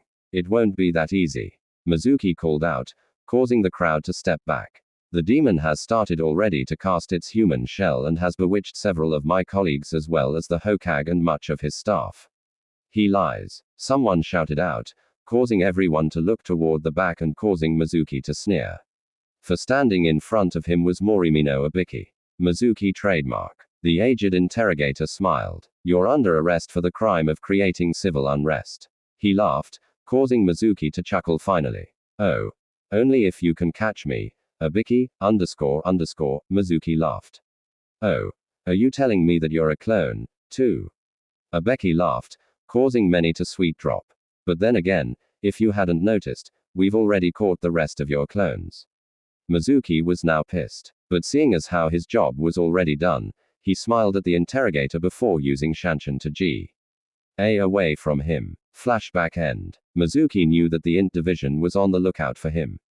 But even as he watched Aruka running away with the Kinuichi toward Kami knew where, he could only feel a sense of pride in the fact that he was able to plant multiple seeds of mistrust. I should have been in counterintelligence, he thought as he tried to figure out what he would be doing. You know, I should just kill you now. What with the severe amount of charges going against you right now, Mizuki? A feminine voice called out, causing Mizuki to sigh before turning around. He was only mildly surprised to see that the person behind him was not an Anbu, but someone of completely different temper. He was staring at the Hyuga branch member who he had tried to seduce for many years. Manzia-chan. Mizuki smiled, not noticing the killer stare he was receiving. Did you come by to take me up on that offer I gave you? He asked. I mean, you and I could start an entire clan together. He explained, I already told you, traitor. Manzia snarled. I am not going to leave the village on your stupid idea of a date. I have a man, and you are not going to be alive very much longer. She sneered, her eyes burrowing deep into his own. Mizuki sighed before looking back to the street, holding his head down slightly. I'm sorry to hear you say that. He frowned, his hands flying up. Suddenly, his hands flew into a seal. Nothing happened. Expecting something in the lines of me being a screaming baby on the ground clutching my head or something. Manzia asked. You never handled much in the way of common sense. Did you, Mizuki? Why aren't you in the branch house? Mizuki snarled as he pulled out a pair of kanai. Before he could do anything, however, he was pulled off his feet by someone behind him. Turning back around, he was greeted with the sight of Abiki once again, having found him. Mizuki could barely contain his scream as he was jerked back towards the Hokage monument and to the Int division's headquarters. Manzia, however, could barely contain her laughter as she saw the man begin to kick his legs in a vain attempt to get Abeki to let him go. Sighing in a slight amount of happiness, Manzia then looked toward the hospital and the place that Naruto was now sleeping. She knew what had happened in the underground, or at least what the Hokage had told her, and just about everyone else. Damn that, Danzo, she growled internally before another sigh escaped her lips. At least Naruto-kun is going to be okay, she thought with a small smile, not even realizing the sly blush permeating her cheeks. Maybe I should go and help him recover, she thought before shaking her head and walking off, not even understanding why, but nevertheless heading to the Hokage Tower. Hoage's office. Saratobi smiled as he picked up the last pile of already signed paperwork and put it in the proper place. Okay, now that that's done, he smiled. He turned around and tried walking away before the doors barged inward and a sweating Tun ran into the office, his hands ending on his knees. What is it? He asked worriedly. Hokage-sama. The Chunin panted, standing up slowly as he tried to catch his breath. The civilian council is in session without you. He stuttered before falling back to his knees. Serbi growled inwardly. I was just on my way to see Naruto too. He thought as he walked near to the Chunin. Come on, let's get you to a nurse, he said to the clearly exhausted Chunin, who slowly stood up and nodded, walking in front of the Hokage. Saratobi frowned as he turned and sealed off the office. Nobody's getting in there, he smiled smugly as he looked at the seal on the door. He quickly ran down the hall toward the council chamber. Hoss, Chelsea was once again staring at Naruto's bedside. Come on, nah, she urged. Get up, please, she begged. For the last 2 days, she had been begging the blonde to wake up, even if it was to call her a name or something. Dessen had been at the forge, working his head off, trying to get some sort of project done for the shop. She couldn't even really fight that part. No matter how much her heart ached for Naruto to wake up and show everyone that he was okay, and that no matter what anyone could throw at him, he would be the victor. He had successfully taken out the only thing in the entire village that was an obstacle to peace. Root was made not to protect Konoha, but to protect and enforce the ideals of a mad old war hawk. Danzo only cared about bringing the village prosperity through war and violence. But now that he, his puppet advisors, and Root's soldiers were dead, Chelsea could only imagine the kind of power struggle that was soon to ensue throughout the village. I just hope Serbi can fulfill what he has planned, she thought absently as she reached over to Naruto's hair and once again brushing it aside so she could look at his bandage-covered face. Council chambers. This council session has now come to order. A rather balding man smiled as he looked around the gathered civilian council. He was a small man who had been able to command massive respect only due to his own mother's fortune. He had quickly sold all of what his mother had given him when she had died and gained numerous businesses that had only recently created fluid resources enough to give him a seat on the council. Why did you call us here, Malay? Another of the civilian council called out, rubbing her temple to stem any noises. We just had a council meeting last week. That was before Danzo, Hamaru, and Kaharu were murdered by that blasted demon brat. Malay shouted, stunning many of the council. The demon destroyed most of our special forces and caused a crater in the eastern block of Konoha. That would be impossible, an older councilman shouted from his seated position where Shibiaram usually sat. No boy, much less a demon could destroy that much of the village without a full scramble of the Anbu. And yet we have our loving grandfather figure defending that thing. Malay snarled, pointing to the man directly. You spend too much time with those bug-cavorting freaks for your own good. Shut your mouth, Malay. The man growled, raising himself up. You forget where you stand. Ravon Malay laughed, shaking his head. I know where I stand. He sneered, pointing at the desk. I stand in the seat of the Council of Power. Last time I checked, that was the seat of the Hokage. Ray shouted back, pointing to the Hoage's own desk and chair. This is not a civilian village, you stupid young pup. He growled. This is the hidden village of Konoha, the greatest village of the 5 elemental nations.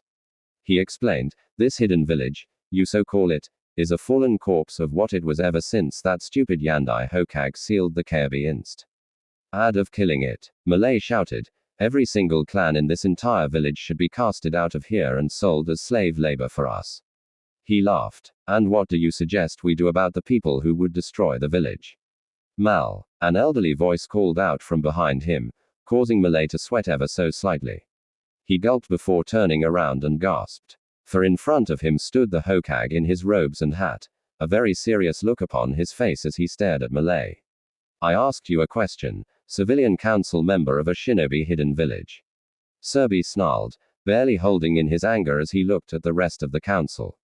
I would not have allowed a demon to run around causing havoc. That is for sure. Malay gasped as he looked behind the man, seeing the doors closing behind the Hokage. You should have had it killed when the boy was still a baby.